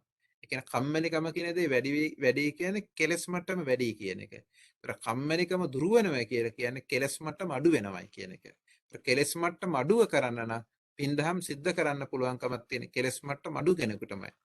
කෙලෙස් මට්ටම වැඩි කෙනෙකුට දන් දෙන්නත් බෑ, සිල් රකින්නත් බෑ, භාවනා කරන්නත් බෑ. හේතුව මොකද? කුසීතකම කියන දේ ඉහෙලින්ම තියෙනවා. කුසීතකම කියන්නේ මහා දැඩි පාපී සිතවිල්ලක්. පංච නීවරණ ධර්ම. ඒ කියන්නේ සංසාරයෙන් එතර වෙන්න පිනකට දහමකට කුසලයකට හිත නැඹුරු කරන්නෙම නැති කාරණාවක් තමයි තීන මිද්දේ කියලා කියන්නේ. මේ තීන මිද්දේට හසු වෙච්ච කෙනෙකුට පාරමිතා ධර්මයන් කවදාවත් සම්පූර්ණ කරන්න පුළුවන් කමක් නැහැ. නිසා මේ දාන පාරමිතාව කියන දේ සම්පූර්ණ කරන්න පුළුවන් කමක්. එතන දාන පාරමිතාව පුරුවොත් තමයි සීල පාරමිතාව පුරන්න පුළුවන් කමක් තියෙන්නේ. සීලය පුරන කෙනෙකුටමයි නයිස් ක්‍රමයට යන්න පුළුවන් කමක් තියෙන්නේ. නයිස් ක්‍රම කියන්නේ අපි අත්හරිනවා කියන එක හිතමුකෝ. එතකොට අත්හරින්න පුළුවන් කෙනෙකුටම කෙනෙකුගේ ප්‍රඥාව වැඩෙන්නේ. මොකද මේ ප්‍රඥාව කියන්නේ ඊට පස්සේ තියෙන දෙයක්. අපි දැන් හිතුවොත් එහෙම ප්‍රඥාව මෙහෙමයි ලබා ගන්න කියලා නෑ. බෝධිසත්වවරු කියන දේ තමයි දාන සීල භාවනාදී මේ ත්‍රිවිධ පුණ්‍ය ක්‍රියාවන් සිද්ධ කරනකොට ප්‍රඥාව වැඩෙනවා ඉබේම. ඒකයි ප්‍රඥා වීරිය කියලා කියන ප්‍රඥාව ඇති කෙනෙකුටමයි වීරිය කියලා කියන දේ තියෙන්නේ. ඒකයි ප්‍රඥා පාරමිතාවෙන් පසුව වීර පාරමිතාව නම් කරලා තියෙන්නේ. ප්‍රඥා පාරමිතාවත් නැත්නම් ප්‍රඥාව නුවණැස දියුණු වෙනකොට එයා ඊට පස්සේ තමයි වීර කරනවා තමන්ගේ ඉලක්කය උදෙසා. මේව ඉබේම සිද්ධ වෙනවා පළවෙනි එකෙන් එක ශක්තිමත් වෙනකොට. නිසා මේ දාන පාරමිතාව ශක්තිමත් වෙච්ච කෙනෙකුට තමයි ඉදිරි පාරමිතා ටික ශක්තිමත් වෙන්නේ. ඒ නිසා අපි දානය කියන දේ හොඳට පුරුදු කරන්න ඕන, පුහුණු කරන්න ඕන, දියුණු කරන්න ඕන. ඒතරේ දානය කියන දේ පුරුදු කරනකොට මම ඒ ගැන පොඩ්ඩක් මතක් කරන්නම්. මේ බෝධිසත්වරු දානය පුරනකොට මේ දාන පාරමිතාව ආකාර 3කට පුරනවා. එකක් තමන් සතු ඕනම දෙයක් අත්හරින්න පුළුවන්කමක් තියෙනවා බෝධිසත්වයන්ට. තමන් සතු අපි කියමු අපි එදිනෙදා පාවිච්චියේදී අපිට ගෙවල් දොරවල් තියෙනවා. යාන වාහන තියෙනවා. මිල මුදල් තියෙනවා. රත්තරන් පාවිච්චි කරනවා. අපි වර්තමානයේ වුණා අපි මේ විද්‍යුත් මාධ්‍ය ඉලෙක්ට්‍රොනික භාණ්ඩ මේව පාවිච්චි කරනවා. ඊළඟට අපි බොහෝ දේවල් අපේ පැවැත්ම උදෙසා අපි ඒක රාශී කරගෙන තියෙනවා. මේ හැම දෙයක්ම අපි ඒක රාශී කරගෙන ජීවත් වෙනවා. මේ ඒක රාශී කරගෙන ජීවත් වෙන්නේ අපි සියල්ල පැවැත්ම උදෙසයි. හැබැයි මැරුණු දාට මේ අපි එකතු කරගත්ත එකදු දෙයක්වත් ගෙනියන්නේ නැහැ කියන එක අපි දන්නවා. නොතේරෙනව නේ අපිට තේරෙන එක. නමුත් අපි ජීවත් වෙනකම් අපි සැපසේ ජීවත් වෙන්න ඕනේ කියන අරමුණ ඇති කරගෙන අපි ඒක රාශී කරගත්ත දෙයක් තියෙනවා. මෙන්න මේ ඒක රාශී කරගත්ත ඕනම දෙයක් ඕනම වෙලාවක දන් දෙන්න පුළුවන්කමක් තියෙනවා. එතකොට තමන්ගේ ජීවිතේ තියෙනවා. ජීවිතේ තියාගෙන තමන් සතු ඕනම දෙයක් අත්හරින්න පුළුවන් කමක් වුණොත් ආන්න ඒ අත්හරින කමට කියන දාන පාරමිතාව කියලා. එතකොට රහත්භාවය සඳහා යමෙක් පාරමිතා පුරනවා නම් රහත්භාවය නැත්නම් සාමාන්‍යයෙන් තුන්තරා බෝධිය කියලා අපි කියන්නේ රහත්භාවයත් පසේබුදු භාවයත් මහරහත් මේ සම්මා සම්බුද්ධත්වයත් මෙන්න මේ තුනෙන් මේ තුන්තරා බෝධියෙන් නිවන් දකින්න පුළුවන් කමක් කියලා කියන්නේ. එතකොට රහත් වෙන්න කවදක හරි කෙලෙස් නැති කරන නිවන් දකින්න ඕන නම් තමන් සතු ඕනම දෙයක් ඕනම වෙලාවක අත්හරින්න පුළුවන් කමක් තියෙන්නට ඕන. එහෙම අත්හරින්න පුළුවන් ශක්තිමත් මනසක් තියෙන්නට ඕන. ආන්න එහෙම අත්හරින්න පුළුවන් කෙනාටමයි සංසාරේ පාරමිතා පුරවන්න පුළුවන් කමක් තියෙන්නේ. ඒකට කියන අපි තමන්ගේ ජීවිතය තියාගෙන තමන් සතු ඕනම දෙයක් ඇඳුම් පැළඳුම් වෙන්න පුළුවන්, මිල මුදල් වෙන්න පුළුවන්, යාන වාහන වෙන්න පුළුවන්, ගෙවල් දොරවල් වෙන්න පුළුවන්, දරුවෝ වැටික වෙන්න පුළුවන්, බිරිඳ වෙන්න පුළුවන්, ඕනම දෙයක් අත්හරිනවා. ඒක අරහත් භාවයේ උදෙසා කළ යුතු දෙයක්. එතකොට පසේ බුදුරජාණන් වහන්සේලා දාන පාරමිතා පුරනකොට උන්වහන්සේලා තමන් සතු දෙනව විතරක් නෙමෙයි තමන්ගේ ජීවිතේ කොටස් ටිකක් දන් දෙනවා. හැබැයි ජීවිතේ තියාගෙන අපි කරන ලේ මස් වකුගඩු මේ දේවල් දන් දෙනවා. තමන්ගේ ශරීරයේ ශාරීරික කොටස් ටිකක් දන් දෙනවා. පසේ බුදුභාවය පතනකොට. ඒතර ජීවිතයේ සතු කොටසුත් දන් දීලා ජීවිතේ පැවැත්මට උපකාර වෙන බඩුමුට්ටු දේපල ඒවත් දන් දීලා මේ දෙකෙන්ම දන් දීම සිද්ධ කරනවා නම් ඒ තමයි දාන උපපාරමී කියලා කියන්නේ. දාන උපපාරමිතා පුරන්නේ පසේ බුදුභාවය සඳහා. පසේ බුදුභාවය සඳහා පාරමිතා පුරන කෙනාට මේ දාන පාරමිතාව මෙන්න මේ දෙවිදියටම පුරන්න ඕන. තමන් සතු දේ දෙන්නත් ඕන. තමන්ගේ පැවැත්මට ඒකරාශී කරගත්ත දේ දෙන්නත් ඕන. තමන්ගේ ජීවිතයේ සතු කොටස් දන් දෙන්නත් පුළුවන් කමක් තියෙන්න ඕන. මේ දෙකම තමන්ගේ ජීවිතයේ සතු කොටස් ටික දන් දීමයි තමන්ගේ පැවැත්මට එකතු කරගත්ත සම්බන්ධ කරගත්ත දේ දන් දීමයි මේ දෙකම සිද්ධ කරන්නට ඕන පසේ බුදුභාවය සඳහා. තර ලෞතුරා බුද්ධත්වයේ සඳහා සම්මා සම්බුද්ධත්වය සඳහා පාරමිතා පුරනකොට අපි දාන පරමත්ත පාරමිතාව කියලා කියන්නේ. මේ පරමත්ත පාරමිතා පුරනකොට තමන්ගේ පැවැත්මට ඒකරාශී කරගත්ත එකතු කරගත්ත සම්බන්ධ කරගත්ත දේ දන් දෙන්න ඕන. තමන්ගේ ජීවිතයේ සතු කොටස් ටිකක් දන් දෙන්න ඕන. අන්තිමට ජීවිතයක් දන් දෙන්න ඕන. ජීවිතයක් දන් දෙන ජීවිතයත් අත්හරින්නට වෙනවා. ඒතර ජීවිතයත් අත්හරගෙන දන් දෙන්න නම් ඒ දන් දෙන්නෙම සම්මා සම්බුද්ධත්වයේ උදෙසාම තමයි. සම්මා සම්බුද්ධත්වයේ උදෙසා මේ ජීවිතයම අත්හරින්න පුළුවන් කමක් තියෙනවා. බුදුරජාණන් වහන්සේලා පාරමිතා පුරනකොට තවත් කෙනෙක්ගේ සැපත උදෙසා තමන්ගේ ජීවිතය දන් දෙනවා. අපි කෙන යම්කිසි විදියකින් අපි මරන්න කවුරු හරි ආව කියලා නේ. අපි මරන්න කවුරු හරි ආවා. මොකද මම පහුගියදා කාලෙක වීඩියෝවක් වගේ එකක් දැක්කා. ඒ වීඩියෝවේ ගඟ අයිනේ මුව රංචුවක් ඉන්නේ. මේ ගඟ අයිනේ මුව රංචුවක් ඉන්නකොට මේ මුව පැටිය එකවරටම ගඟට පැනලා පීනගෙන එහා පැත්තට යනවා. ගඟට පැනලා පීනගෙන එහා පැත්තට යනකොට ගඟේ ඉහළ පැත්තේ ඉඳලා වේගෙන් කිඹුලෙක් ඇදෙනවා. මේ මුව පැටිය දැහැ ගන්න. මුව පැටිය දැහැ ගන්න කිඹුල වේගෙන් ඇදීගෙන එනකොට මේක දකින මේ මුව අම්මා මොකද කරන්නේ?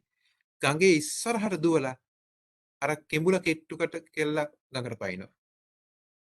ගඟේ ඉස්සරහට ඉදිරියට ගිහිල්ලා කිඹුලට කෙට්ටු කරලා මේ මුව අම්මා ගඟට පයින්නවා. මුව අම්මා ගඟට පැන්නේ මුවාට මේ කියන්නේ කිඹුලට තියෙන ආදරේ නිසා නෙමෙයි. තමන්ගේ ජීවිතය දීලා තමන්ගේ දරුවගේ ජීවිතය ආරක්ෂා කරනවා. තමන්ගේ ජීවිතය අත්හැරලා තමන්ගේ දරුවගේ ජීවිතය ආරක්ෂා කරනවා. අනුන් වෙනුවෙන් තමන්ගේ ජීවිතය දෙන්න පුළුවන්කමක් තියෙනවා. බෝධිසත්වවරු කියන්නේ සම්මා සම්බුද්ධත්වයේ පතන බෝධිසත්වවරුන්ට ආන්න ඒ දේ කරන්න පුළුවන්. ලෞතුරා බුද්ධත්වයේ ප්‍රාර්ථනා කරන ඕනම කෙනෙකුට තමන්ගේ ජීවිතය අනිත් අය වෙනුවෙන් දෙන්න පුළුවන්. දැන් මේ මුව පැටිය වෙනුවෙන් මුව පැටියගේ පැවැත්ම උදෙසා මේ මුව අම්මා තමන්ගේ ජීවිතය දුන්නා. ජීවිතේ පරිත්‍යාග කරා. ඒක අම්ම කෙනෙක් නිසා දරුවට තියෙන සෙනෙහස නිසා කරනවා. හැබැයි බෝධිසත්වවරුන්ට මුළු ලෝකෙම දරුවෝ. දැන් අපිටත් කරන්න පුළුවන්. අය අම්මලාට කරන්න පුළුවන් තමන්ගේ දරුවෝ වෙනුවෙන් තමන්ට ඕනම දෙයක් කරන්න පුළුවන්.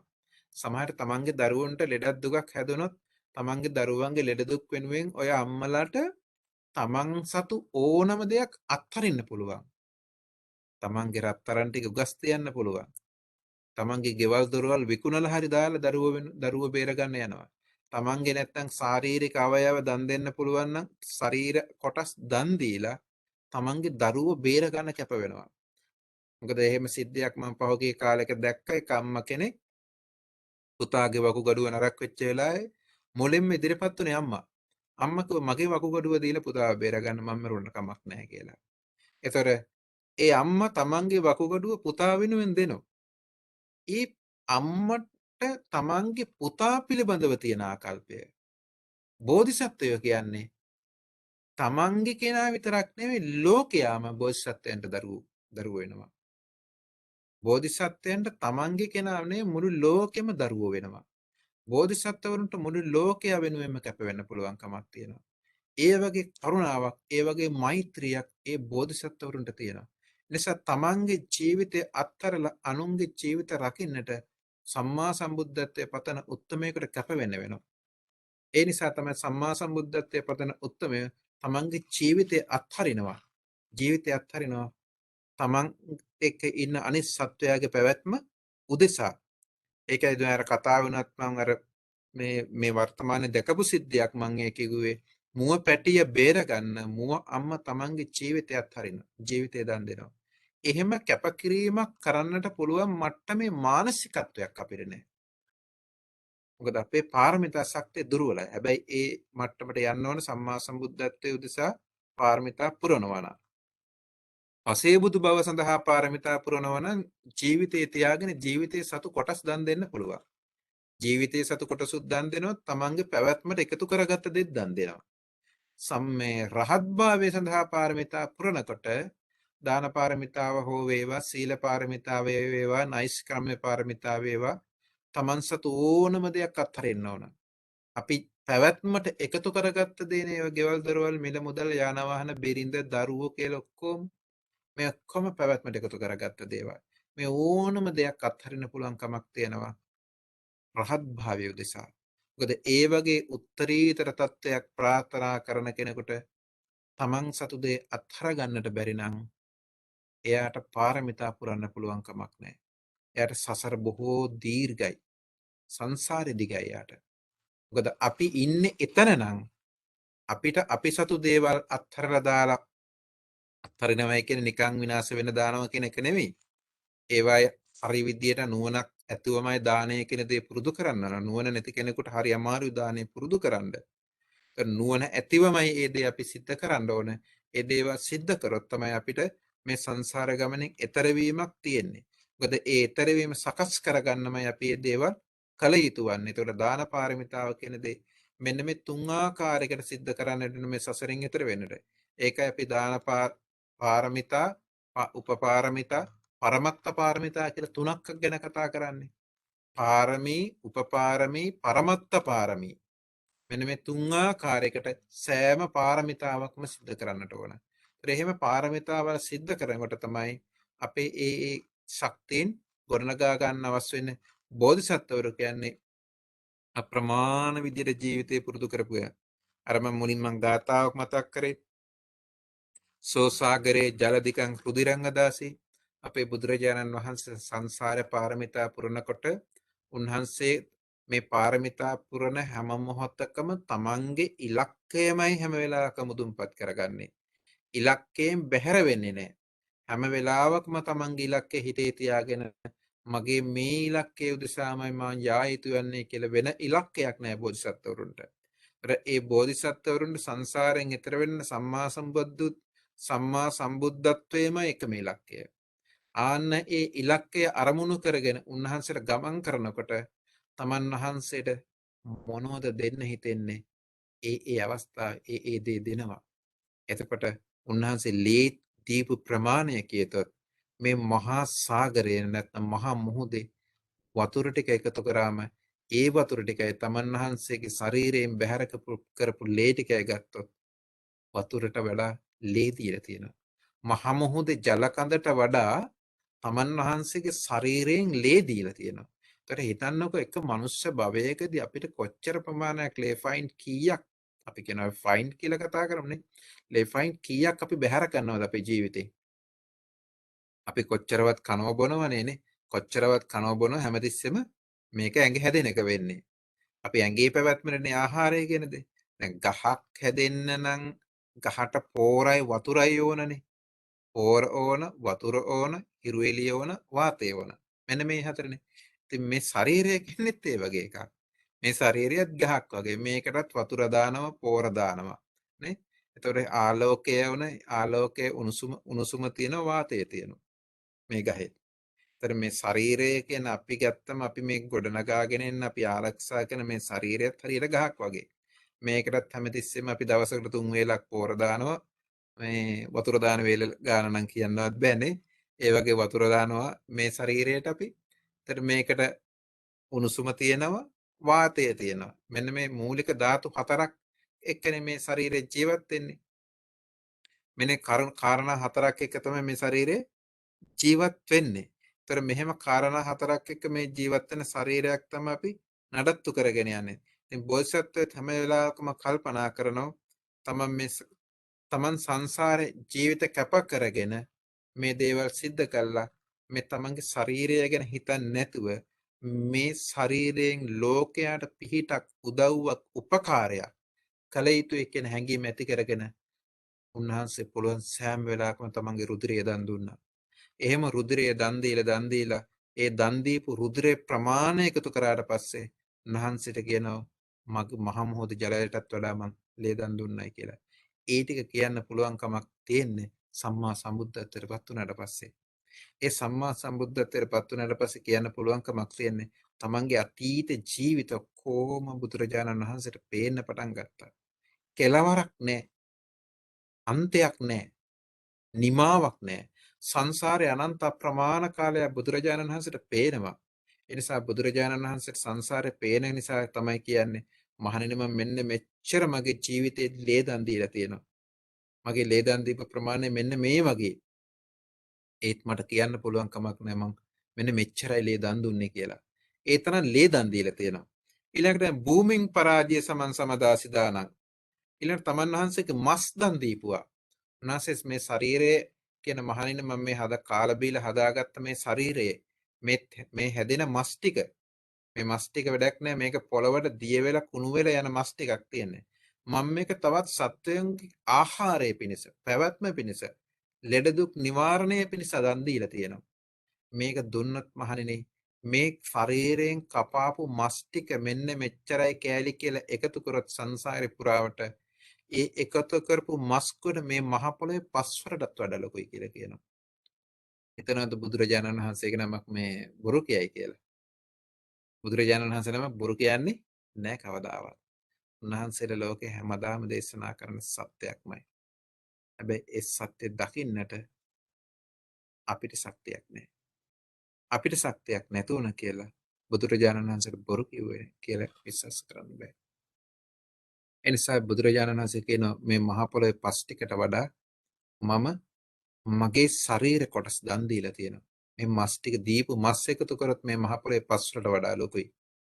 ඒ වගේම කියනවා මේරුප්පමාන මදිකංච සමෝලි සීසං. අපි මහා මේරු පර්වතය කියන එක වර්තමාන ලෝකයේ තුල අපි කවුරුවක්වත් දන්නේ මෙන්න මේකයි මහා මේරු පර්වතය කියලා.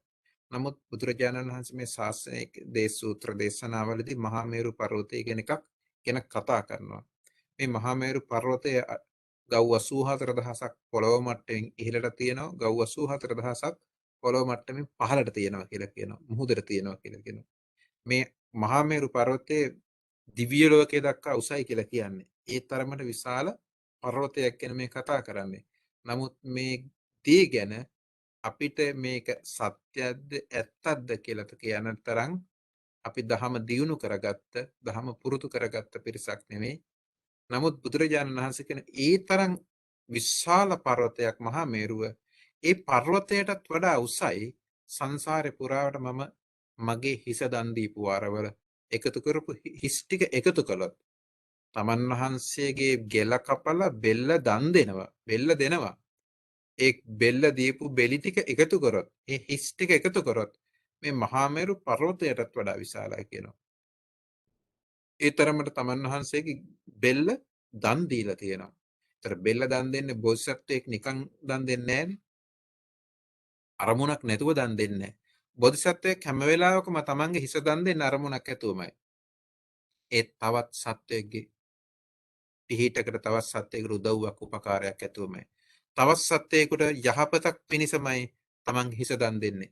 එහෙම නැතුව ආවට ගියාට කොයි වෙලාවකත් බෝසත්තුරු දානය කරන දේ හැම පුරුදු කරන්නෙත් නැහැ. ඒතර හිස දන් දුන් මේ මහා මේරු පර්වතයටත් වඩා උසට යන විදියට හිස් දන් දුන්න නම් කොපමණ හිස් ප්‍රමාණයක් උන්වහන්සේ සංසාරේ පුරාවට අත්හැරලා තියෙන ජීවිතේ බෙල්ල හිස දන් දෙනවා කියන්නේ බෙල්ල කපනවා කියන එකනේ. ජීවිතය අත්හරිනවා කියන එකනේ. ඒතර ජීවිතය අත්හැරලා තියෙන්නේ සම්මා සම්බුද්ධත්වයේ උදෙසා. ඒ සම්මා සම්බුද්ධත්වයේ උදෙසා ජීවිතය අත්හැරලා තියෙන්නේ. ඒතර කොච්චර ශක්තිමත් මනසක්ද තියෙන්නේ තමන්ගේ පාරමිතා ශක්තිය තමන්ගේ ඉලක්කය කරා යන්න. ඒ ඉලක්කය වෙනුවෙන් තමන්ගේ ජීවිතය කැප කරන එක. ඒ තමයි බෝසත්වරයන්ගේ ගුණය. ඒ වගේම කියනවා කේ තාරකාදි කතරන් නයනං අදාසේ මගේ ඇස් දෙක මං දන් දුන්න සංසාරේ අනන්ත ප්‍රමාණ වාරයක් මං දීපු ඇස් ටික එකතු කරොත් මේ අපිට පෙනෙන අහසේ තාරකා ප්‍රමාණයටත් වඩා වැඩි කියලා බුදුරජාණන් වහන්සේ දේශනා කරනවා. පෙනෙන අහසේ තාරකා ප්‍රමාණයටත් වඩා වැඩි මම මගේ ජීවිතයේ ඇස් දන් දීපු ප්‍රමාණය. ඒ තරමට ඇස් දන් දීලයි කියලා උන්වහන්සේ දේශනා කරන්නේ. ඒතර බලන්නකො කොපමණ ප්‍රමාණයක් තමන් වහන්සේගේ ජීවිතයේ ඇස් ටික දන් දීලා කියලා. දැන් මේව සමහර වෙලාවට ඉතින් අපිට දැනේවත් මේව අතිශෝක්තියක් කියලා. එහෙම අතිශෝක්ති නෙමෙයි. අපිට මේවෙන් ගන්න තියෙන මෙන්න මේ මට්ටමින් තමයි ජීවිතය අත්හැරලාගෙන තමන්ගේ මමය මගේ කියන මේ බැඳීම් ටික සක්කාය දිට්ඨිය නැති කරගන්න තියෙන්නේ. මේ තමයි සක්කාය දිට්ඨිය නැති කර ගැනීම සඳහා බෝධිසත්වරු පුරුදු කරපු මාර්ගය.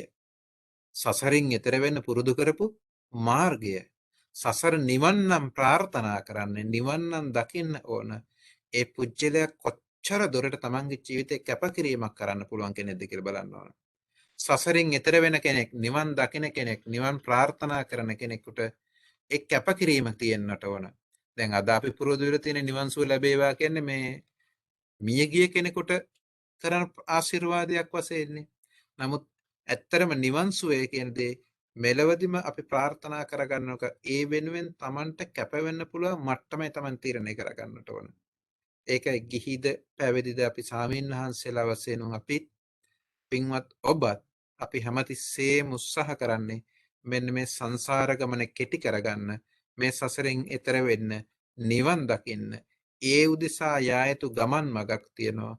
ඒ ගමන් මගේ එක පියවරක් තමයි මෙන්න මේ දානය, එහෙම නැත්නම් මෙන්න පාරමිතා. ඉතින් පාරමිතා කියන්නේ ලොකු කොටසක්. ඒකේ දාන පාරමිතාව කියන්නේ මුල්ම අංකේ. ඒතර ඒ දාන පාරමිතාව කියන දානය කියන එකත් මම විස්තර කරේ නෑ මොකක්වත්. ඒතර පාරමිතා 10 වෙනම විස්තර කරගන්න වෙනවා. ඒතර දා පාරමිතා 10 වෙනම විස්තර අහගෙන තමයි ඒ පාරමිතා පුරන්න ඕන. ඒතර ඒක අහන වගේම කොච්චර දුරට ඊට අනුකූලව තමන්ගේ මනස හසුරවන්න පුළුවන්ද? මොකද අපි හැමතිස්සෙම කටයුතු කරන්නේ සිතවිලි ටිකක් ඉෂ්ට කරන එක. තමන්ගේ හිතේ ඇති සිතවිලි ටික සතුටු කරන එක, පිනවන එක තමයි අපි හැමතිස්සෙම සිද්ධ කරන්නේ. අපි කන්න හිතනකොට කනවා, බොන්න හිතනකොට බොනවා, නිදා ගන්න හිතනකොට නිදා ගන්නවා, ගේම් ප්ලේ කරන්න හිතනකොට ගේම් ප්ලේ කරනවා, එළියට යන්න හිතනකොට එළියට යනවා, සෙල්ලම් කරන්න හිතනකොට සෙල්ලම් කරනවා. අපි මේ අපිට හිතට සිතට පහළ වෙන හැඟීම් ටිකක් හැම වෙලාවෙම ඉෂ්ට කරන චරිත අපි. අපි හැමතිස්සෙම අපේ සිතවිලි ටිකක් ඉෂ්ට කරන චරිත. ඒතර ඒ සිතවිලි ඉෂ්ට කරන්නේ නැතුව ඒ සිතවිලි යථාර්ථයක් උදෙසා, අරමුණක් උදෙසා මෙහෙයවමින් මේ සසරින් එතර වෙන මාර්ගයක් හඳුනගන්න කැපකිරීමක් කරන්නට වෙනවා. අන්න ඒ කැපකිරීම තමයි අපි මේ පාරමිතා වලින් කරන්න බලාපොරොත්තු වෙන්නට ඕන. අන්න ඒ ගුණයයි අපි මේ සම්මා සම්බුදු ශාසනයක් තියෙන කාලෙක අපි සකස් කරගන්නවට වෙන්නේ. ඒ ගුණය සකස් කරගත්තොත් අපිට මේ සසරින් එතර වෙන්න පුළුවන්කමක්, ශක්තියක් ලැබෙනවා. ඒ නිසා තමයි අපි හැම වෙලාවකම මේ පාරමිතා ධර්මයන් හඳුනගෙන ඒ පාරමිතා ධර්මයන් කොපමණ මට්ටමකින් අපිට පුරුදු කරන්නට, පුහුණු කරන්නට, දියුණු කරන්නට Tamanට හයිය ශක්තිය තියනවද? මගේ දාන පාරමිතා, මගේ පරිත්‍යාගයේ චේතනාව මට කොච්චර දුරට අත්හර ගන්න පුළුවන්ද? මට හැමතිස්සෙම මං දරුවොත් එක්ක බැඳිලාද ජීවත් වෙන්නේ? ගෙදර දොරවල් එක්ක බැඳිලාද ජීවත් වෙන්නේ? මං හරි හම්බ කරගත්ත දේත් එක්ක මං බැඳිලා එක ඇලිලාද ජීවත් වෙන්නේ? එහෙම නැත්නම් මං නිතරම සඳු සරුවල් කරගෙන තමන්ගේ දේවල් ආරක්ෂා කරන අනිත් අයට දුක් දෙන කෙනෙක්ද? අපි අපේ ජීවිත දිහා බලන්න වෙනවා. අපේ ජීවිත දිහා බලමින් අපි අපේ ශක්තිය සකස් කරගන්නට ඕන. ඉතින් ධර්ම දේශනාව ඉතින් තව දික් කරන්නේ නැහැ. ලහම්දුරුව පින් අනුමෝදන් කළ සිල් පවරණය කරන්නත් කාලයක් තියෙන නිසා මං හිතනවා මේ වෙලාව දැන් 4:40ක් 5යි 10යිනේ. 5යි 10යි වෙලාව. පහමාරට මට මේ සිල් පවරණය කරන්න ඕනේ නේද මහත්තයා? සිල් පාලනය කරන්නේ නැහැ. මේ රැත් බණක් තියෙනවා. රැත් බණක් තියෙනවද? එතකොට දැන් 5යි 10යිනේ වෙලාව. එතකොට මේ ඉතින් දැන් පැය මට හිතෙන්නේ පැයකුත් වැඩි කාලයක් මම පාවිච්චි කරා කියලා කාලය. මේ ඉතින් අපේ ශක්ති ප්‍රමාණය ගොඩනගා ගන්න තමයි ඇත්තටම ඔය සිල් සමාදන් වෙලා ඔය කටයුතු සිද්ධ කරන්නේ. ඉතින් ඇත්තටම ඔය සීලය රකින්න පුළුවන්කමක් වෙන්නේ, ඔක ආරක්ෂා කරන්න පුළුවන්කමක් වෙන්නේ ඇත්ත අපිට කැප වෙන්න ඕනනේ. බුදුරජාණන් වහන්සේ දේශනා කර ප්‍රතිපත්තියට අනුව අපේ ජීවිතය අපි පුරුදු කරනවා, පුහුණු කරනවා. ඔය කෙලෙස් තවන්න, කෙලෙස් අඩු කරගන්න තියෙන ක්‍රමවේදයක්. ඉතින් ඔය කෙලෙස් තවන, කෙලෙස් අඩු කරගන්න තියෙන ක්‍රමවේදෙට බැහැලා ඔය කැපකිරීම කරන්න පුළුවන්කමක් තියෙන කෙනෙක් ලොකු ශක්තියක් තියෙනවනේ හිතේ. ලොකු ශක්තියක් තියෙන කෙනෙකුට තමයි ඔය ටික කරන්න පුළුවන්කමක් තියෙන්නේ. ඉතින් අපේ කායික ශක්තිය තියෙන වෙලාවවල මානසික ශක්තිය බලවත් වෙලා තියෙන කාලය මේ. ඉතින් කායික ශක්තිය, මානසික ශක්තිය හොඳින් තියෙන කාලෙක තමයි මේ දේවල් ඇත්තනම සිද්ධ කළ යුතු වන්නේ. මොකද කායික ශක්තිය දුර්වල නම්, මානසික ශක්තිය දුර්වල නම් එදාට අපි මොන සීලයක් ආරක්ෂා කරගන්නද? එදාට කායික වේදනාවල් ටිකත් අපිට දරා ගන්න අපහසුයි. ඒ නිසා දුර්වල වෙච්ච කාලයක නෙමෙයි සීලය ආරක්ෂා කරගන්න ඕන, ශක්තිමත් කාලයක අපි. ඉතින් ඒ ශක්තිමත් කාලයක සීල ආරක්ෂා කරගෙන තමන් ගුණයක් දහමක් දියුණු කරගෙන සසරින් එතර වෙන්නට ඉතින් පින්වත් ඔබ හැම දෙනාටම ශක්තිය, ධෛර්යය, වාසනාව ලැබේවා. බුදුරජාණන් වහන්සේලා සංසාරේ හඳුනගෙන මේ සසරින් එතර වෙන්න සඳහා අනුගමනය කළ, පුරුදු කළ, පුහුණු කළ, දියුණු කළ ඒ උතුම් පාරමිතා ධර්මයන් අපිටත් දියුණු කරන්නට, පුරුදු කරන්නට, පුහුණු කරන්න ශක්තිය ලැබේවා, වාසනාව ලැබේවා, අවබෝධය ලැබේවා. ඉතින් ඒ සියලු අවබෝධයන් ලැබෙන්නේ ධර්ම ශ්‍රවණයෙන්මයි. ඉතින් ධර්ම ශ්‍රවණය කරන්නේ නැති කෙනෙකුට මේ සසරින් එතර වෙන මාර්ගය ඇත්තටම හඳුනා ගන්න බෑ. ඉතින් ධර්ම ශ්‍රවණය කරන්නටම ඕන. දහම අහන්නටම ඕන. දහම අහන්න නම් සත්පුරුෂයෝ ඉන්නට ඕන. මේ හොඳ දේ කියා දෙන කෙනෙක් ඉන්න ඕන. යහපත කියා දෙන කෙනෙක් ඉන්නට ඕන. ඉතින් ඒ සත්පුරුෂයන්ගෙන් සද්ධර්මය අහලා ඒව හොඳට අවබෝධ කරගෙන පුරුදු පුහුණු කරලා දියුණු කරගෙන මේ සසර ගමනින් එතර වෙල් ලබන උතුම් සැනසීම ළඟා කරගන්නට ඉතින් හැම දිනාටම ශක්තිය, ධෛර්යය, වාසනාව ලැබේවා, නුවණ සැපෑදේවා, ප්‍රඥා පෑදේවා, නුවණ සැපෑදිලා ප්‍රඥාව ඇති වෙලා අරමුණ පැහැදිලි වෙලා තමන්ට මේ සසර ගමන කෙටි කරගෙන උතුම් නිවෙනින් සැනසීම පිණිසත් මේ වෙලාවේ අපි මේ සිද්ධ කළ ධර්ම දේශනාවත් ආශිර්වාදයක්ම වෙත්වා කියලා කවුරුත් එහෙනම් සාදුකාරයකින් අපි ප්‍රාර්ථනා කරමු.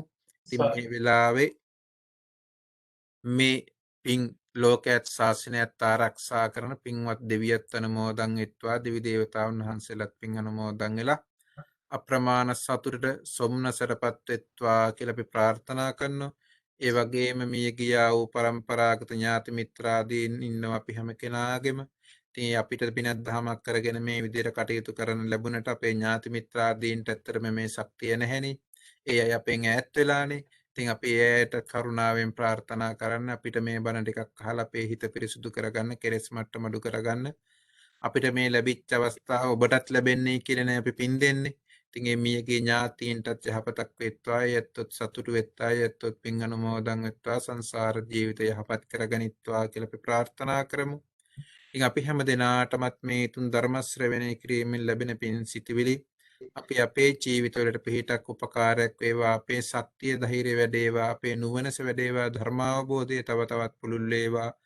පුළුල් වෙලා උතුම් ගුණ දහම් දියුණු කරගෙන සසරින් එතර වෙන්නට අපි හැම දිනාටම මේ පින ආශිර්වාදයක් වෙත්වා කියලා හිතාගෙන අපි එහෙනම් දෙවියන්ට පින් අනුමෝදන් කරමු.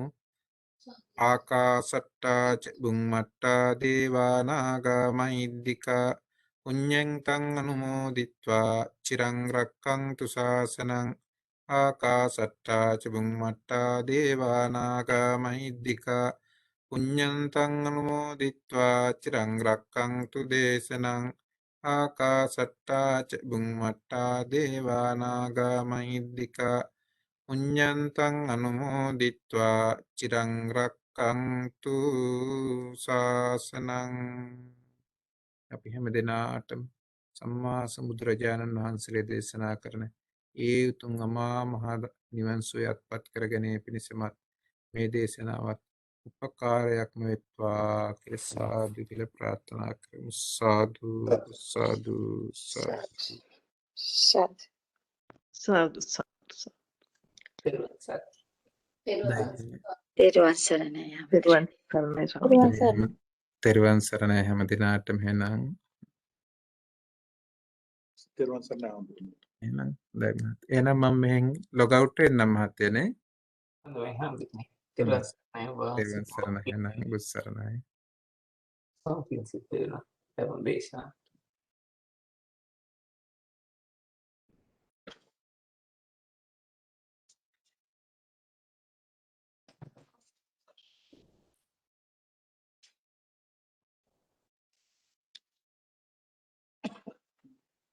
Eles, como